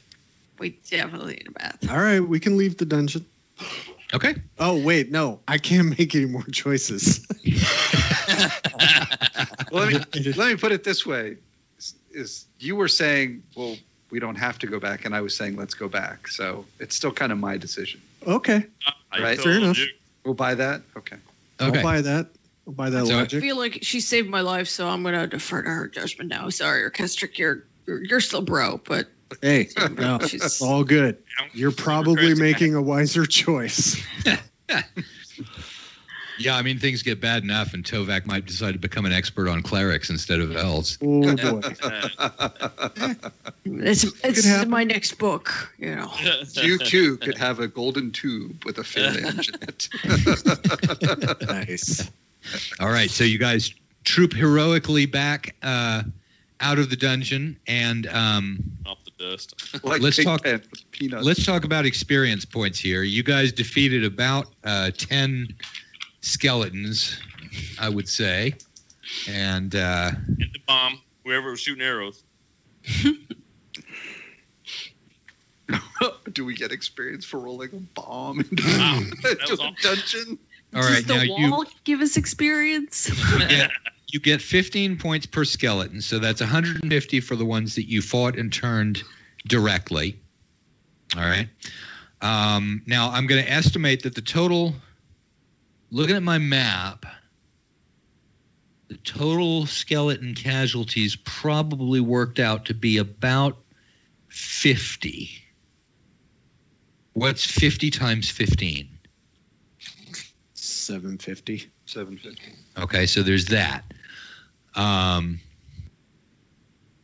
Divided by 4, yeah? Yeah, I mean, that's the total number. That's not. And that would be it. None for But- the bomb. Well, here's the thing. Yeah, what Zach said. Yeah. Yeah. Oh, boy. Thinking. No, What do we no, call it it? doesn't- Good thinking. It doesn't work like that, and there is clearly there's not going to be an experience point bonus for the sort of mission success that is often used to award the experience point bonuses, but I think in this case we're going to kind of go for the reverse of a mission bonus and say this was a this was a learning experience for really. Especially Recastric, and so we're going to say that everybody in the party, for the general situation and in terms of becoming more of a seasoned veteran, you all got a lot more salty as a result of that. So That was the dust. what? Clusterfucks do that. Yeah. So this is You learn a the lot more CF from failure. the CF bonus. So I think what we're going to do is we're going to give a clusterfuck bonus on that one. Of everybody gets, let's call it 250 experience points. Ooh. Plus, So is that including was the that 750 divided by 4? No, you get 750 divided by 4 plus everybody gets 250. ooh, Okay, so that's 437. 187.5 is the Yeah, without the 250. with that. So And I bet you without- that's still not going to level Torvak up, is it, Tovek? It should. I think you might be muted. I am. I mute myself when I'm crunching on things. Okay. Nope. So close, yet so far. What? That Oh, I have what? to say that actually Lethy's getting close. That's cool. That is very cool. Yeah. The toe is blessing you. It is And a I'm little so bit hard ready to to imagine die. Muriel living through the last couple adventures.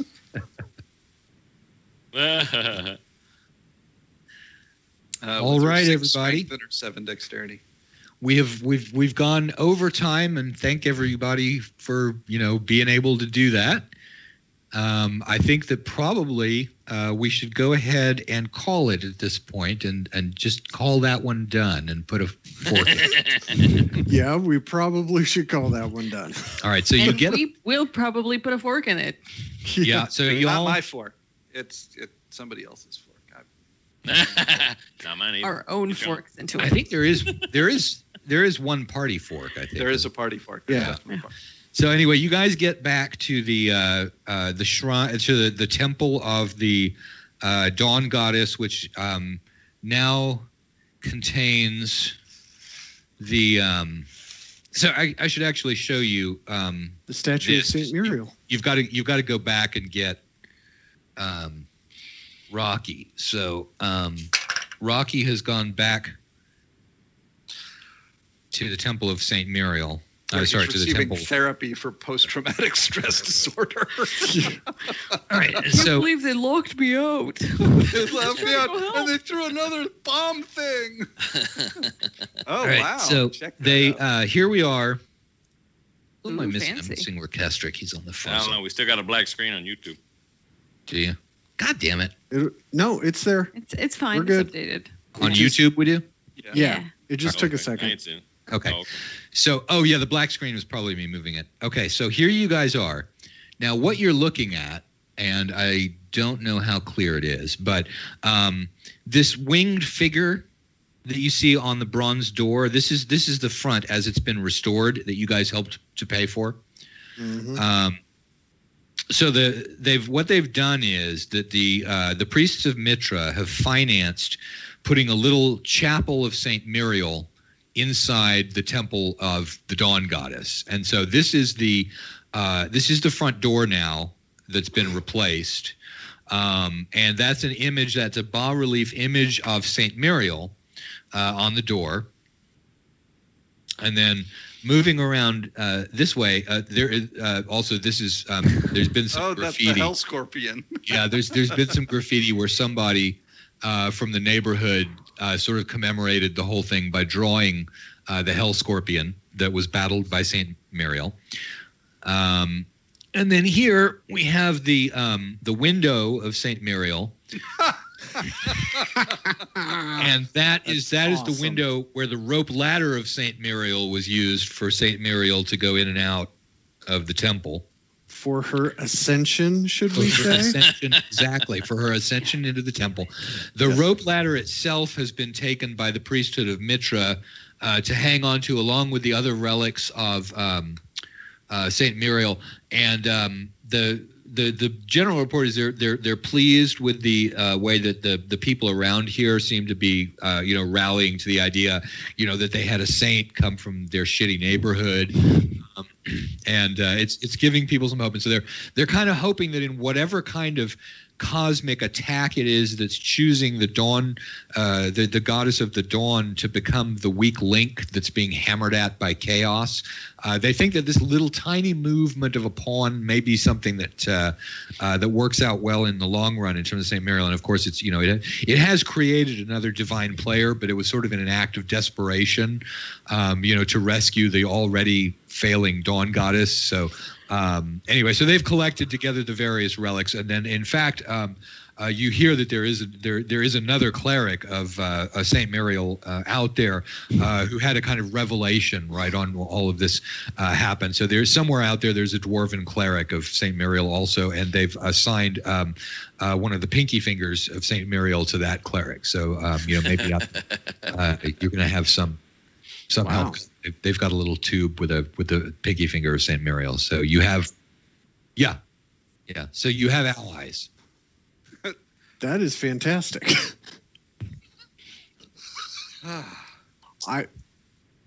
Miraculous, even, yeah. I'm a little concerned that bas relief there looks a little bit like Pazuzu, and not so much like Saint Mariel.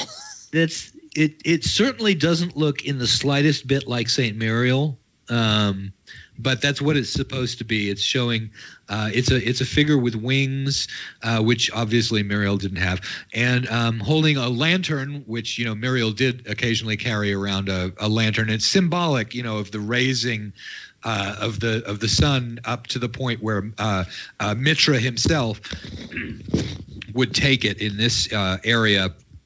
Ra is less of a sun god and more of a god who just controls the various, deities, Egyptian type deities. Mitra is the sun god. So hand the handoff, that's the lantern, and the wings are going up to hand. So anyway, that's Saint Mariel, and there's a statue also, but I don't think I have the statue nearby. I would have to get up to go get this. Yeah.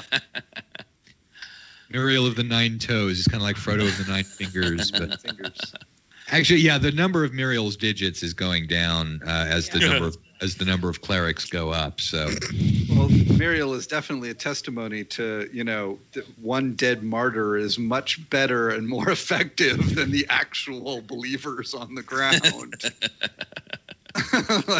She's done more to forward the faith by getting bitten on the ankle by a poisonous scorpion than she ever did. Yeah.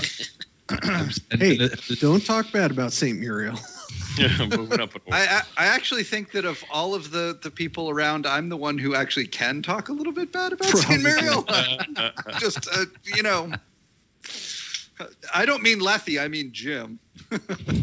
Jim Lethy is a believer. Like after rolling an undead, the 19 to turn the undead and seeing the laser light show. Oh my God, Lethy's converted. The voice. That was amazing. Right? Did you see that? That's right.